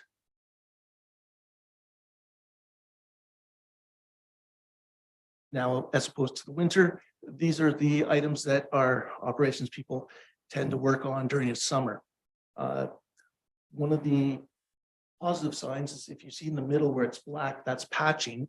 The proactive nature of our maintenance people over the last few years with ditching and culvert repairs has really limited our patching. So we're actually saving money there. I was told not to say this, but we haven't actually received a claim this year for pothole damage, which is a good thing. But we are at the end of November, and most of those claims come in the summer. But anyways, so we have been seeing success, and we change focus. As you can see, our people work a different shift in the summer. They work 4 days at 10 hours. That way it gets equipment maximized. And again, if there's any issues on the weekend or on Friday, we have patrollers on call, and they call in people if needed for an accident or any other item. Next slide, please. Now, maintenance, I put together a little small chart here. This one's a little tricky, but maintenance does vary, and it's really a variable of the winter conditions, how much material, sand and salt and whatnot we're using. With this graph, I've shown what we spent in 2019, both what our actuals were in blue and our proposed budget in green. I've shown that along the next few years. Now, I can note between 2022 and 2023, our increase that we're proposing that will come in draft to council is a 3.3% increase in the budgeted dollars. Now, I haven't shown 2022 actuals because we're still in November and those bills come in late. We're certainly, I don't believe we'll be coming in under budget like we did last year, but as we came in under budget last year, that money was transferred into the winter reserves to help us go forward as we build. And that's one of the things that Director of Corporate Services will get, because we'll have targets on what should we have in the maintenance reserve, what should we have in the fleet reserve, and so on. Next slide, please. So our operations, as we've seen, there's a constant demand on the resources. There's always something for them to do. We again have those increased traffic volumes, but also those increased level of service expectations. We're dealing with salt management. We do have controls on our trucks, and we are trying to utilize more and more 50-50 sand salt use. Related to climate change impacts, we do believe we're seeing, or we will see, again, a number of items that only stretch our resources a little further. Next slide, please. So with that, we've kind of gone around the circle. I will note, as we're going forward, we'll likely be coming to council with maybe a couple reports in advance of the budget that will probably like to come with a RFP where we'll ask for permission to release an RFP to buy a tandem plow. You'll still have the opportunity to approve that release of the RFP, and B, to award the contract. Likely in January, we'll be asking to do the similar sort of thing for our roads projects, as well as possibly our structure. It's just trying to give a heads up that some of these are priorities, and I think some of the council members already noted that early tenders do get us better prices. And on the tandem plow, deliveries over a year, so we try to start it as soon as we can. With that, any questions? And thank you for your attention. Thank you. There's a lot of information. Questions? Councillor Carter. And back about 100 slides ago, there was you talked about roads, and you said there was an original cost of 7 point something, and then your book value now is 4. If you were doing replacement value, do you have any idea what that number would be? No, but we can get it for you. Well, But it's a lot. yes, I suspect, and I guess the reason I bring it up is because obviously I assume our reserves aren't really built towards that replacement number at this point in time. And I generally am allergic to borrowing as much as possible. So I guess this is really a finance issue of, how are we going to move from where we are today to having the proper reserves for all of the things in this portfolio. Like there needs to be some sort of a plan, and not only how much is going to have to come in, but where is it going to come from? Through the chair, yes, exactly. There's steps to this in that defining that sustainable amount, which is supposed to be the amount that you don't, that all you need that for is so that you can maintain your assets in whatever level of service you'd like. Then the next part is with the Director of Corporate Services and Council is how much reserve should we have? So if our road budget should be $3 million and we need a reserve of $1 million, well, somehow we have to add part of that $1 million to the $3 million. And that's the idea, to build that reserve over time. And the good thing is again, reserves are for emergencies typically, other than the ones that are committed for future, when you've got a big expense that you're actually putting money away in the reserve for that. Typically, you don't have emergencies in all of your asset classes at the same time. So there is some work. I know in the past there was working reserves, but now we're targeting a little more, which we have to again come up with that balance of what's the right number for fleet. Is it one snowplow? Is it 50%? What's the number? And each asset class might have a different key performance indicator that we're trying to meet. Councillor Fury, then Councillor Rao. For the people that just moved here and demand the same services, I have an answer for you. No. But there is one question I had for you. On County Road 18, you did an extensive amount of surface treatment. Inglesby up, but you didn't do the last 2 kilometers. And I just, is that because of money? Because it's pretty bad. Well, we have everything scheduled. So I'm not exactly sure why we didn't do a certain section of that road, but I'll certainly be able to look into it like. It just makes sense, that's all. Well, certainly, but again, we have a number of priorities on the roads. So each year we have to balance. Last year, we did we'll say 3/4 of County Road 11. We would have liked to have done the last section, but in scheduling, we're now proposing to do that section this year. So sometimes it is, there's a number of items. It could be that we also had a culvert or something that was very deep that our staff haven't been able to get to. So there's a number of reasons and ways that we prioritize which roads come first and defer to the next year or years to follow. Councillor Royale, then Councillor Dayu. I think we talked about this earlier about the amount of in reserves, how much has been dedicated to something versus something that's surplus.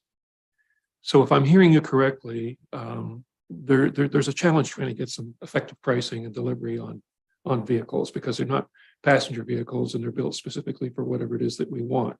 It's not like you can go out and buy one on the corner of the street tomorrow morning. So in the event, and this may not be a question you can answer, but I think it's something we probably will be considering, is although we have technically assigned X amount of surplus to a specific asset or function, it's theoretically possible that once we have looked at our open surplus, we could adjust that based on what you're seeing as we ain't going to make it if we continue at this rate. So we're going to have to put a slight bump into that reserve to cover what is anticipated to be a bigger cost in the end run. Am I hearing that is an option? Why am I asking? Because that would bring the overall taxation requirement lower because you'd have the surplus now geared to something. So it's not open for spending. It's now been assigned to a specific vehicle where we have not, where circumstances have created a more expensive vehicle, which is not in our control. Does that make sense? I'm looking at Mr. Rutter, see if he can assist me. I can't. I guess it didn't. Sorry, the point is, you got so much reserve for a specific vehicle. You find out that vehicle is not going to be costing that, it's may costing X more. In a year where we have a surplus, we can take some of that surplus and assign it to that vehicle, even though it hasn't been purchased yet. So they can now be reserved for that anticipated bump in the price. Actually, case in point, this report that I mentioned that the Director of Corporate Services transferred to the reserve this past October, so last month. Our budget last year when we put in for the budget for the tandem plow was approximately $297, some number around $300,000. When we did the RFP and were a successful proponent, the cost for the automatic snowplow came in at somewhere around $326,000. Now, when our Director of Corporate Services transferred, we brought that report to council and council said, yes, let's purchase that vehicle. The money that the Director of Corporate Services transferred into the reserve at that time is the $297 because that's what's identified in the budget. We now know that we're going to have to go to the reserves to cover that additional cost. Does that help in? Councillor Dayu. Thank you. What would trigger a road class change? And by that, I mean an upwards change. For example, would concentrated population growth trigger that change? And do we have any of that on the horizon? Yes, we count vehicles, so population tends to increase vehicles per day. And what we do is we average the spring, summer, winter numbers, and we'll look at that. We have some roads in the county where it's half of it's hot mix and then it turns into surface treated because of differences. It's not a guarantee that we would change a road or upgrade it depending on just volume. There's a number of factors that go into that. And there's actually a provincial regulation that helps us determine classes of roads. But yes, population increase can raise a road, say from class 5 to class 3, or from class 3 up to class 2, depending on the volumes and the speed of that road. Any other questions for Robert? Thank you, sir. And thank you to you all. You've given us a wealth of information. Thank you to council because it's been a long day and obviously we can't go past 3 o'clock because our microphones die at 3 o'clock. So that's a good target for us. I think the next item on the agenda is a mover and a seconder for the confirming bylaw. Moved by Councillor Carter, seconded by Councillor Dayu. Moved by Councillor Carter, seconded by Councillor Dayu. Be it resolved that bylaw 4137, being a bylaw to confirm the proceedings of the November 23rd, 2022 special meeting of Haliburton County Council be considered to be read a first, second, third time, finally passed, and the seal of the corporation be affixed. All in favor? That's carried. I did miss notice of motions. Is there any notice of motion? Hearing none, could I have a mover and a seconder to adjourn? Councillor Fury, Councillor Ryle. Moved by Councillor Fury, seconded by Councillor Ryle. Be it resolved that the November 23rd, 2022 meeting of Haliburton County Council be adjourned. All in favor? That's carried.